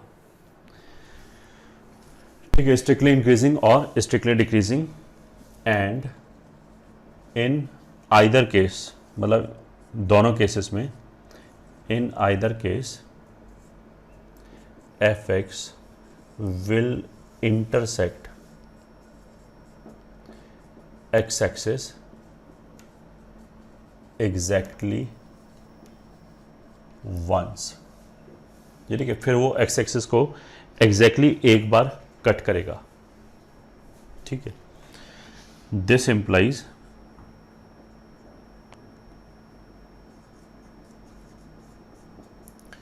exactly one real root for cubic और एफ एक्स बराबर 0, ये ठीक है। एग्जैक्टली एक रियल रूट आएगा, दो इमेजिनरी रूट आएंगे इस वाले केस में, ठीक है। अच्छा, अब यहां पे एक छोटा सा पॉइंट क्या है सोचने वाला, कि जैसे हमने बोला कि एफ एक्स जो है वो एक्स एक्सिस को एक ही बार कट करेगा। अब एक ही बार कट करने में ऐसा भी तो हो सकता है रिपीटेड रूट आ जाए, जैसे पैराबोला है, पैराबोला टच करता है तो जहां पे टच करता है वहां टच तो एक ही पॉइंट पे कर रहा है, बट रिपीटेड रूट्स होता है, रूट्स तो हम दो बोलते हैं, तो यहाँ पे भी ऐसा हो सकता है। तो फिर वापस हम ध्यान दें, रोज थ्योरम में हमने ऐसे बोला था, रोज थ्योरम में हमने क्या बोला था कि अगर अल्फा किसी भी पॉलिनोमियल का रिपीटेड रूट है तो एफ डैश का भी रिपीटेड रूट होगा वो, क्योंकि हमने बोला था कि एफ पॉलिनोमियल के दो रूट्स के बीच में एफ डैश का हमेशा एक रूट आता है, और अगर पॉलिनोमियल के दोनों रूट एक ही जगह मर्ज हो जाए तो एफ डैश का रूट भी वहीं उसी जगह पे आ जाएगा। तो उसका मतलब क्या है कि अगर रिपीटेड रूट होगा तो उसके डेरिवेटिव का भी वो रूट होना चाहिए, ये ठीक है। बट यहाँ पे क्या है कि डेरिवेटिव जो है ये ठीक है, जी एक्स जो है उसका रियल रूट आ ही नहीं सकता। तो उसका मतलब क्या है कि जब एक्स एक्सिस को एक बार कट करेगा तो वहाँ एक ही रूट काउंट होगा, एक से ज़्यादा रूट नहीं आ सकता, क्योंकि डेरिवेटिव जीरो नहीं हो सकता किसी भी जगह पे, उसके लिए डेरिवेटिव का जीरो होना भी ज़रूरी है, ठीक है। वो भी अगले वाले केस में आ जाएगा। फर्स्ट केस तो ये हो गया।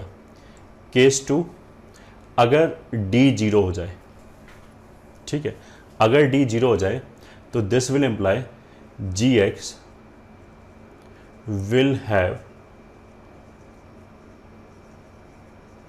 रिपीटेड रूट से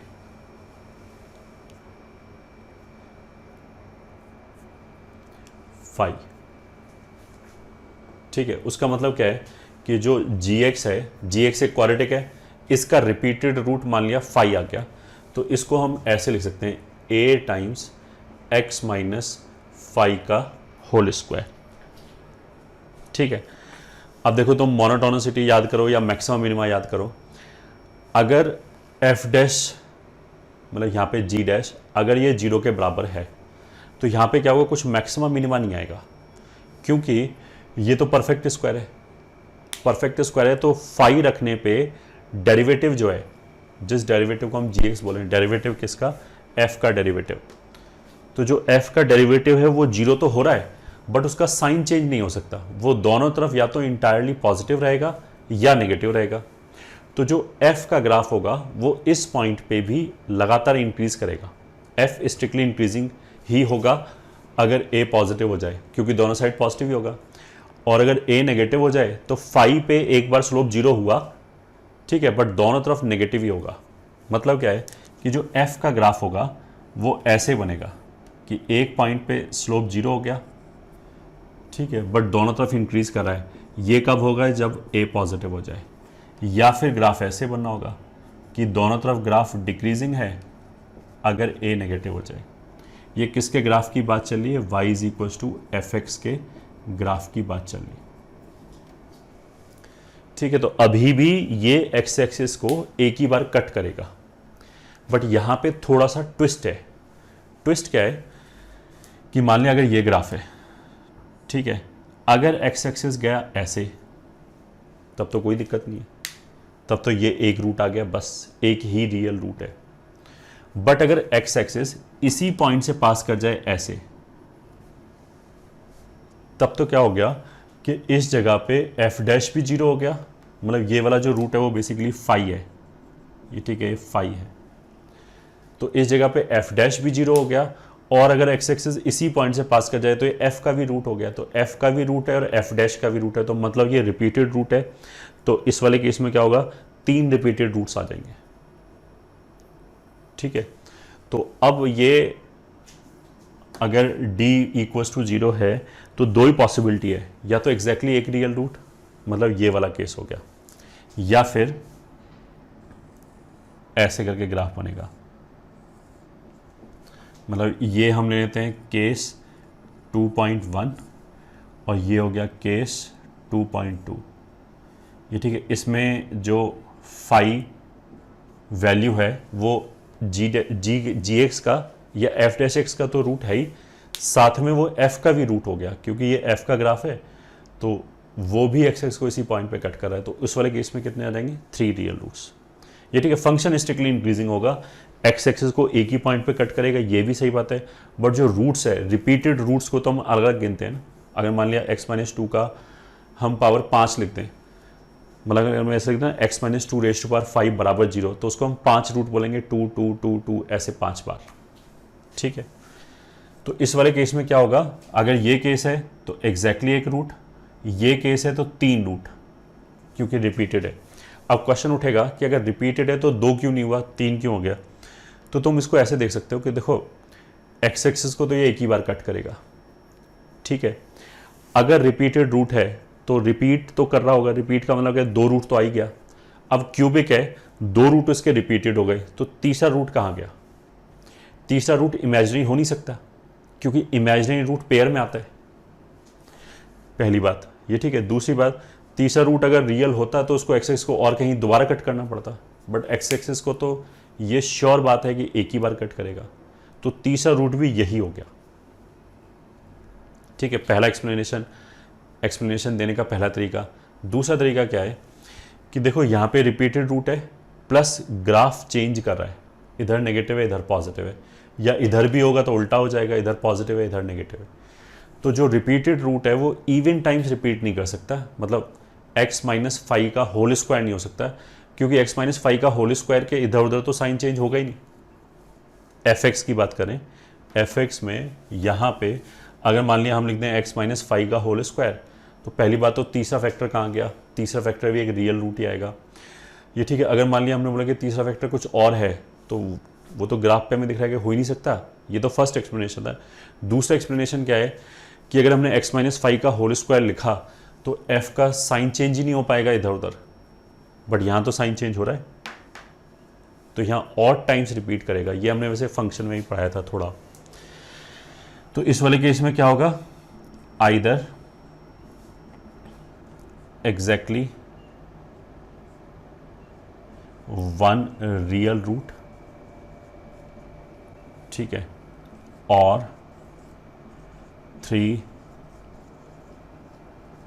रिपीटेड रूट्स। ये ठीक है। 1 रियल रूट कब होगा, if f of 5 is not equals to 0। जो 5 है वो f डैश का रूट तो है ही, अगर वो f का रूट नहीं है, मतलब f का वैल्यू 5 पे अगर 0 नहीं है, तो ऐसा केस हो रहा होगा 5 पे वैल्यू 0 नहीं है, ये हो गया, ठीक है। पॉजिटिव हो या नीचे हो, ऐसे ग्राफ जा रहा हो, तो फिर 5 पे वैल्यू ये हो जाएगा, 0 नहीं हुआ मतलब 5 पे वैल्यू 0 नहीं हुआ, उसका मतलब क्या कि हमने इफेक्टिवली ये बोला कि f का रूट 5 नहीं है, ठीक है। तब तो एग्जैक्टली 1 रियल रूट आ गया। 3 रियल रूट्स कब होगा, अगर f का रूट भी 5 हो जाए, तो f ऑफ 5 अगर 0 हो जाए, तो वो जो 3 रिपीटेड रूट्स होंगे वो 5 5 5 ही होगा। And also in this case जो fx होगा, हाईएस्ट कोफिशिएंट क्या है, अल्फा टाइम्स x माइनस 5 का होल क्यूब, क्योंकि 3 रिपीटेड रूट्स हैं तो 3 फैक्टर आएंगे, तो वो ये बनेगा।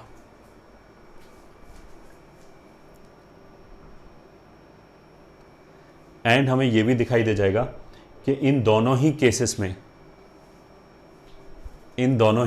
में केस 1 में भी एंड केस 2 में भी लोकल मैक्सिमा लोकल मिनिमा नहीं आएगा, ठीक है। चलो अब हम आगे चलते हैं।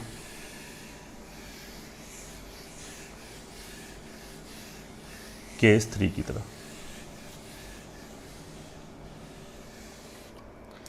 ठीक है। केस 3 में क्या है, अगर D पॉजिटिव है, this implies distinct real roots for gx, ये ठीक है। This will imply say theta and phi. मान लिया gx के जो क्वाड्रेटिक है which is f dash x, उसके 2 डिस्टिंक्ट रियल रूट हो गए थीटा एंड फाई, तो gx को हम कैसे लिखेंगे, a times highest coefficient x minus theta x minus phi. अब ये पक्की बात है कि थीटा और फाई अगर 2 डिस्टिंक्ट रियल रूट्स हैं, तो gx का वैल्यू f डैश x का वैल्यू थीटा और फाई पे 0 हो गया, f डैश x का वैल्यू, उसी को gx बोला है, प्लस उसका साइन चेंज भी होगा। तो नाउ दिस इज श्योर कि एक मैक्सिमा होगा एक मिनिमा होगा, ठीक है। This implies x is equal to theta and phi will be local maxima minima for fx। कौन मैक्सिमा होगा कौन मिनिमा होगा वो डिपेंड करता है कि जो ए है या जो अल्फा है वो पॉजिटिव है या नहीं है।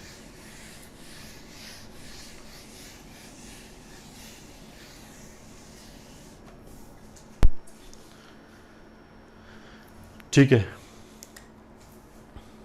तो मतलब जो ग्राफ बनेगा वो या तो ऐसे बनेगा कि ये मान लिया थीटा हो गया और ये फाई हो गया, या फिर ग्राफ ऐसे बनेगा कि पहला रूट थीटा हो गया दूसरा रूट फाई हो गया। ठीक है, ये किसका ग्राफ की बात करें, y is equal to f x के ग्राफ की, क्यूबिक की बात करें। अब कितने रूट्स आएंगे, रूट्स हम किसको बोलते हैं, जहां पे भी ग्राफ एक्स एक्सिस को कट करे तो कितने रूट्स आएंगे, जितनी बार ये एक्स एक्सिस को कट कर रहा होगा। अब एक्स एक्सिस को कितनी बार कट कर सकता है, दैट डिपेंड्स कि एक्स एक्सिस है कहाँ पे। अगर पहला केस में एक्स एक्सिस यहाँ पे है x1, तब तो ये एक ही बार कट किया, एक ही रियल रूट आया। ठीक है, अगर एक्स एक्सिस यहाँ से निकल जाए सेकंड केस, तो फिर ये 3 बार कट कर रहा है, 1 2 3, 3 रियल रूट हो गया और तीनों डिस्टिंक्ट है। ठीक है, अगर एक्स एक्सिस यहाँ से कट कर जाए या फिर यहाँ से कट कर जाए तो 1 रूट और 2 और 3 ये रिपीटेड रूट होगा क्योंकि टच कर रहा है ये। ठीक है, इस वाले x2 वाले केस में भी 3 रियल रूट्स हैं बट तीनों डिस्टिंक्ट हैं। x3 वाले केस में भी 3 रियल रूट्स हैं, 2 यहाँ पे और 1 यहाँ पे। 2 रियल रूट तो हो ही नहीं सकता ना, या तो 1 होगा या 3 होगा, ये हमने पहले ही बोला, क्योंकि इमेजिनरी रूट पेयर में ही आता है। तो इस वाले केस में अगर 3 रियल रूट्स हैं तो उसमें 2 एक जैसे होगा, 1 डिस्टिंक्ट होगा। ये जो 2 रूट हैं वो थीटा ही हो जाएगा बेसिकली। ठीक है, तो कितने रियल रूट्स आएंगे, कितने भी आ सकते हैं, 1 भी आ सकता है, 3 भी आ सकते हैं। किस पे डिपेंड करेगा, देखो अगर 1 आएगा तो जो मैक्सिमा और मिनिमा वाले पॉइंट हैं वो एक्स एक्सिस के एक ही तरफ रहेगा, जैसे इसके या तो दोनों ही ऊपर है, और अगर यहाँ से पास करें मान लिया एक्स एक्सिस तो फिर दोनों ही नीचे हो गए। अगर ये एक्स एक्सिस है, इन तीनों लाइनों को भूल जाओ, ये ग्राफ और ये लाइन देखा बस, तो ये एक्स एक्सिस ये ग्राफ कितनी बार कट किया, केवल 1 बार कट किया यहाँ पे, तो एक ही रूट है। तो एक ही रूट कब आएगा, जब थीटा और फाई वाले जो पॉइंट है उन पे जो फंक्शन की वैल्यू है, ठीक है, थीटा और फाई पे एफ डैश की वैल्यू तो 0 ही आएगी, क्योंकि वो तो वहाँ से तो थीटा और फाई आया ही है। फंक्शन की वैल्यू की बात चलिए, जो फंक्शन की वैल्यू है, जैसे x1 वाले केस में ये हो गया एफ ऑफ थीटा, ये हो गया एफ ऑफ फाई, क्योंकि f का ग्राफ है, x कोऑर्डिनेट फाई है तो y कोऑर्डिनेट ये एफ ऑफ फाई हो गया।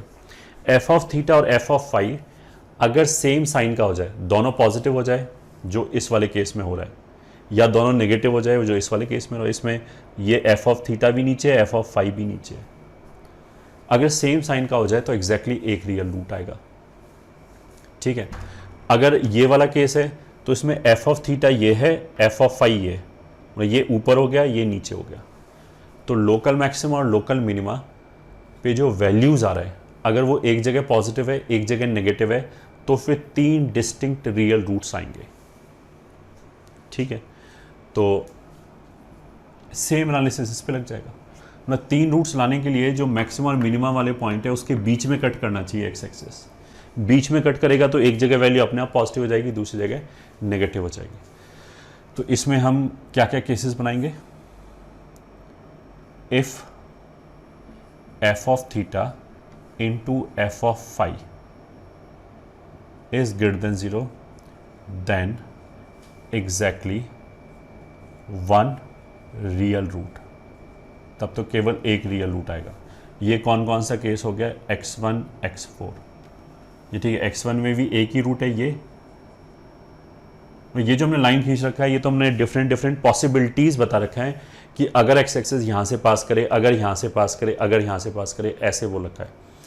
होगा तो कोई भी अगर हमने फंक्शन फिक्स किया, कोई भी हमें क्यूबिक दिया, तो इनमें से एक ही लाइन होगा ना, सारी लाइन थोड़ा ना जाएंगी, एक ही लाइन होगा, वन एट ए टाइम होगा। ये ठीक है, if F of theta into F of phi negative हो जाए, देन 3 डिस्टिंक्ट रियल रूट्स कौन कौन सा केस है? केस x2, मतलब अगर x एक्सिस x2 वाली पोजीशन में हो तो। एंड लास्ट में if f of theta into F of phi 0 हो जाए। अब f ऑफ थीटा और f ऑफ फाई जब 0 होगा तो वो तो जब भी हो सकते हैं, इन दोनों में से खुद एक 0 हो जाए। तो f ऑफ थीटा 0 होने का मतलब क्या है कि फंक्शन की वैल्यू भी थीटा पे 0 हो गई, और थीटा और फाई f डैश के तो रूट्स हैं, तो f डैश की वैल्यू भी 0 हो गई, f की वैल्यू भी 0 हो गई। तो जहां पे भी f और f डैश दोनों की वैल्यू 0 होता है वो तो रिपीटेड रूट होता है। तो अगर f थीटा 0 होगा तो x3 वाला केस हो गया, तो थीटा 2 बार रिपीट करेगा, और जो तीसरा रूट होगा वो फाई नहीं होगा, वो कुछ और ही होगा यहाँ पे जैसे आगे। और ऐसे भी हो सकता है कि x एक्सिस ऐसे जा रहा हो, ये मान लिया x5, तो इस वाले केस में f ऑफ फाई 0 हो गया, क्योंकि जो फंक्शन का ग्राफ है वो फाई पॉइंट पे x एक्सिस के ऊपर आ गया। तो इस वाले केस में फाई रिपीटेड रूट हो जाएगा। देन रूट तो 3 ही होगा, 3 रूट्स। जब भी हम रूट्स बोले हैं तो उसका मतलब क्या है कि 3 रियल रूट्स। वैसे तो हमेशा क्यूबिक है तो 3 ही रूट आएगा, but what we are trying to find out कि उसमें से कितना रियल है कितना इमेजिनरी। तो if F of theta into F of phi बराबर 0, then 3 roots out of which 2 will be repeated. ये ठीक है, उसमें से 2 रिपीट करेगा, और जो रिपीट करेगा वो भी थीटा और फाई में से ही एक होगा। ठीक है, कोई बाहर का रूट नहीं आ जाएगा, थीटा और फाई में से ही एक रिपीट कर रहा होगा, और एक रूट और एक्स्ट्रा आ जाएगा। ये कौन सा केस हो गया? x3 and x5। ठीक है, x5 में फाई रिपीट कर रहा है, फाई फाई, और यहां पे कोई नया रूट होगा, और x3 में थीटा थीटा, और ये कोई अलग रूट हो गया। ये हमारा रूट एनालिसिस हो गया। ठीक है, मतलब हमने क्या किया, क्यूबिक दे रखा है उसको डिफरेंशिएट किया, क्वाड्रेटिक आ गया उसके रूट्स निकाले।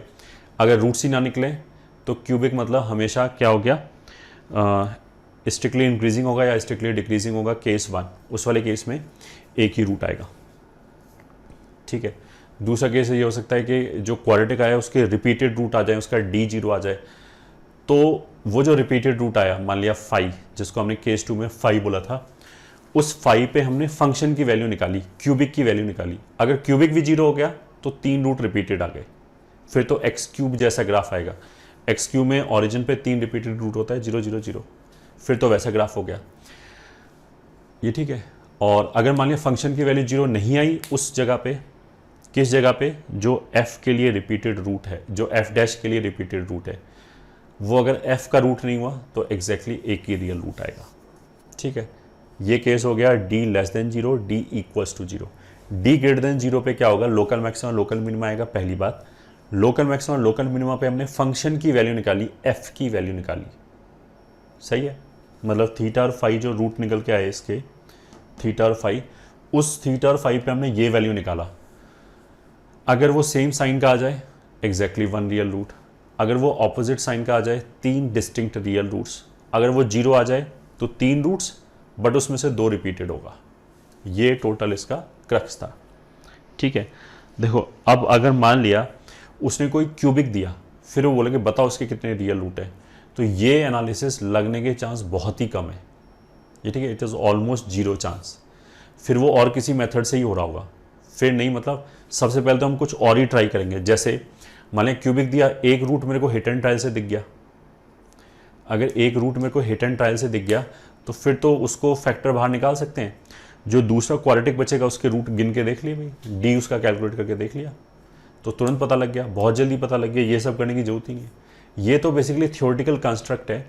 इसमें तो मतलब क्वेश्चन ऐसे ही पूछे जाएंगे, यूजुअली थियोरेटिकल क्वेश्चन पूछे जाएंगे कि जो अल्फा और बीटा है वो रूट एफ डैश का है and F alpha into F beta positive है, तो कितने रियल रूट्स आएंगे। Then I should be able to understand कि ग्राफ ऐसे बनना होगा, ऐसे कट। इसके लिए ये आर्टिकल है।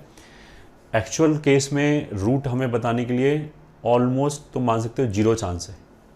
अगर उसने कोई क्यूबिक पूछा भी है और उसने पूछा कि बताओ इसके कितने रियल रूट हैं, तो इन ऑल द प्रोबेबिलिटी ये चीज़ नहीं लग रही होगी। क्या चीज़ लग रही होगी? एक तो जैसे हमने बोला हिट एंड ट्रायल से एक रूट पता लग गया, फिर बाकी के जो 2 रूट हैं वो क्वाड्रेटिक जो फैक्टर आएगा उसका डी से पता लग जाएगा कि उसके रूट रियल है या नहीं है। या फिर ऐसा भी हो सकता है कि उस क्यूबिक को हमने डिफ्रेंशिएट किया और क्वाड्रेटिक का एक भी रियल रूट नहीं आया। तो जो रोल्स थ्योरम में हमने चीज़ बोला था ना कि एफ के अगर 3 रियल रूट हैं तो एफ डैश के कम से कम 2 रियल रूट होने चाहिए। वहाँ से अगर मान लिया एफ डैश का रूट ही रियल नहीं आया तो उसका मतलब क्या है कि एफ के 3 रियल रूट नहीं हो सकते। 3 नहीं हो सकते तो एक ही हो सकता है, एक ही होगा फिर तो। इस तरह की चीज़ें लग रही होंगी इन ऑल द प्रोबेबिलिटी। ये ठीक है, ये एनालिसिस इज थियोरेटिकल थिंग।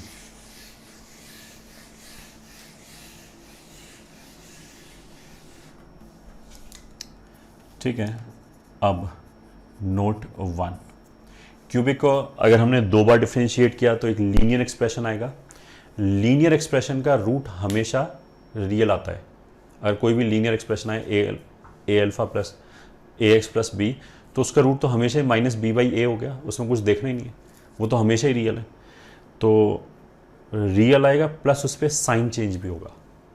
इसका मतलब क्या है कि cubic will always have point of inflection.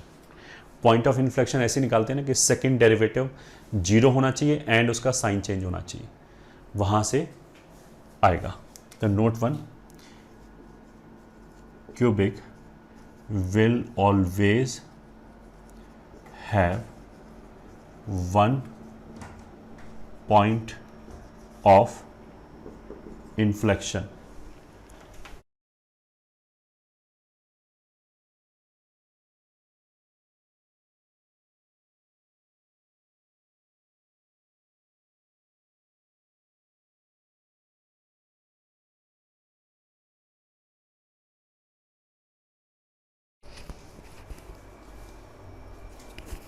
Cubic will always have 1 point of inflection.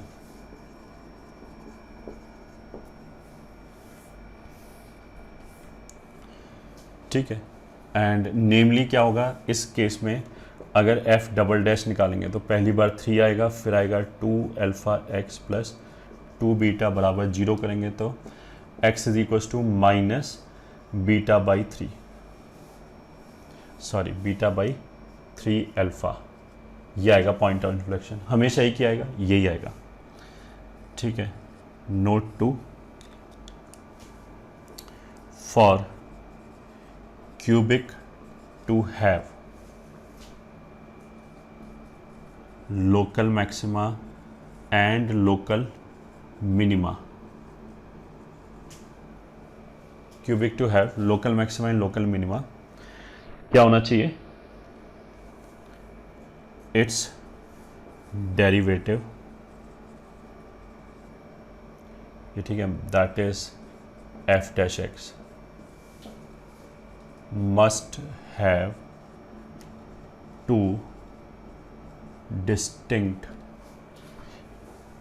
Real roots. ठीक है, तो जो अभी हमने ऊपर 3 केसेस बनाए थे, केस 1, केस 2, केस 3, उसमें पहले वाले में d लेस देन 0 था, कोई मैक्सिमम मिनिमा नहीं आएगा, कोई लोकल मैक्सिमम लोकल मिनिमा नहीं आएगा। सेकंड वाले केस में d 0 के बराबर था, f डैश के रियल रूट्स तो थे बट वो रिपीटेड रूट थे, रिपीटेड रूट थे तो वहाँ साइन चेंज नहीं होगा, साइन चेंज नहीं होगा तो लोकल मैक्सिमम लोकल मिनिमा नहीं हो सकता। तो अभी जो हमने रूट एनालिसिस में 3 केसेस बनाए थे उसमें जो तीसरे नंबर का केस था उसी में मैक्सिमा और मिनिमा आ रहा था। Must have 2 distinct real roots, ये ठीक है, that is discriminant of F dash X must be greater than 0, equals to 0 भी नहीं चलेगा, ग्रेटर देन 0 ही होना चाहिए। ठीक है, सो ये हमारा क्यूबिक एनालिसिस था। जो हमने क्या बोला, इसमें थियोरेटिकल क्वेश्चन ज़्यादा बनेंगे। क्यूबिक के कितने रियल रूट हैं ये बताने के लिए थियोरेटिकल तो ठीक है, प्रैक्टिकली हम यूज़ करेंगे नहीं कभी इसको।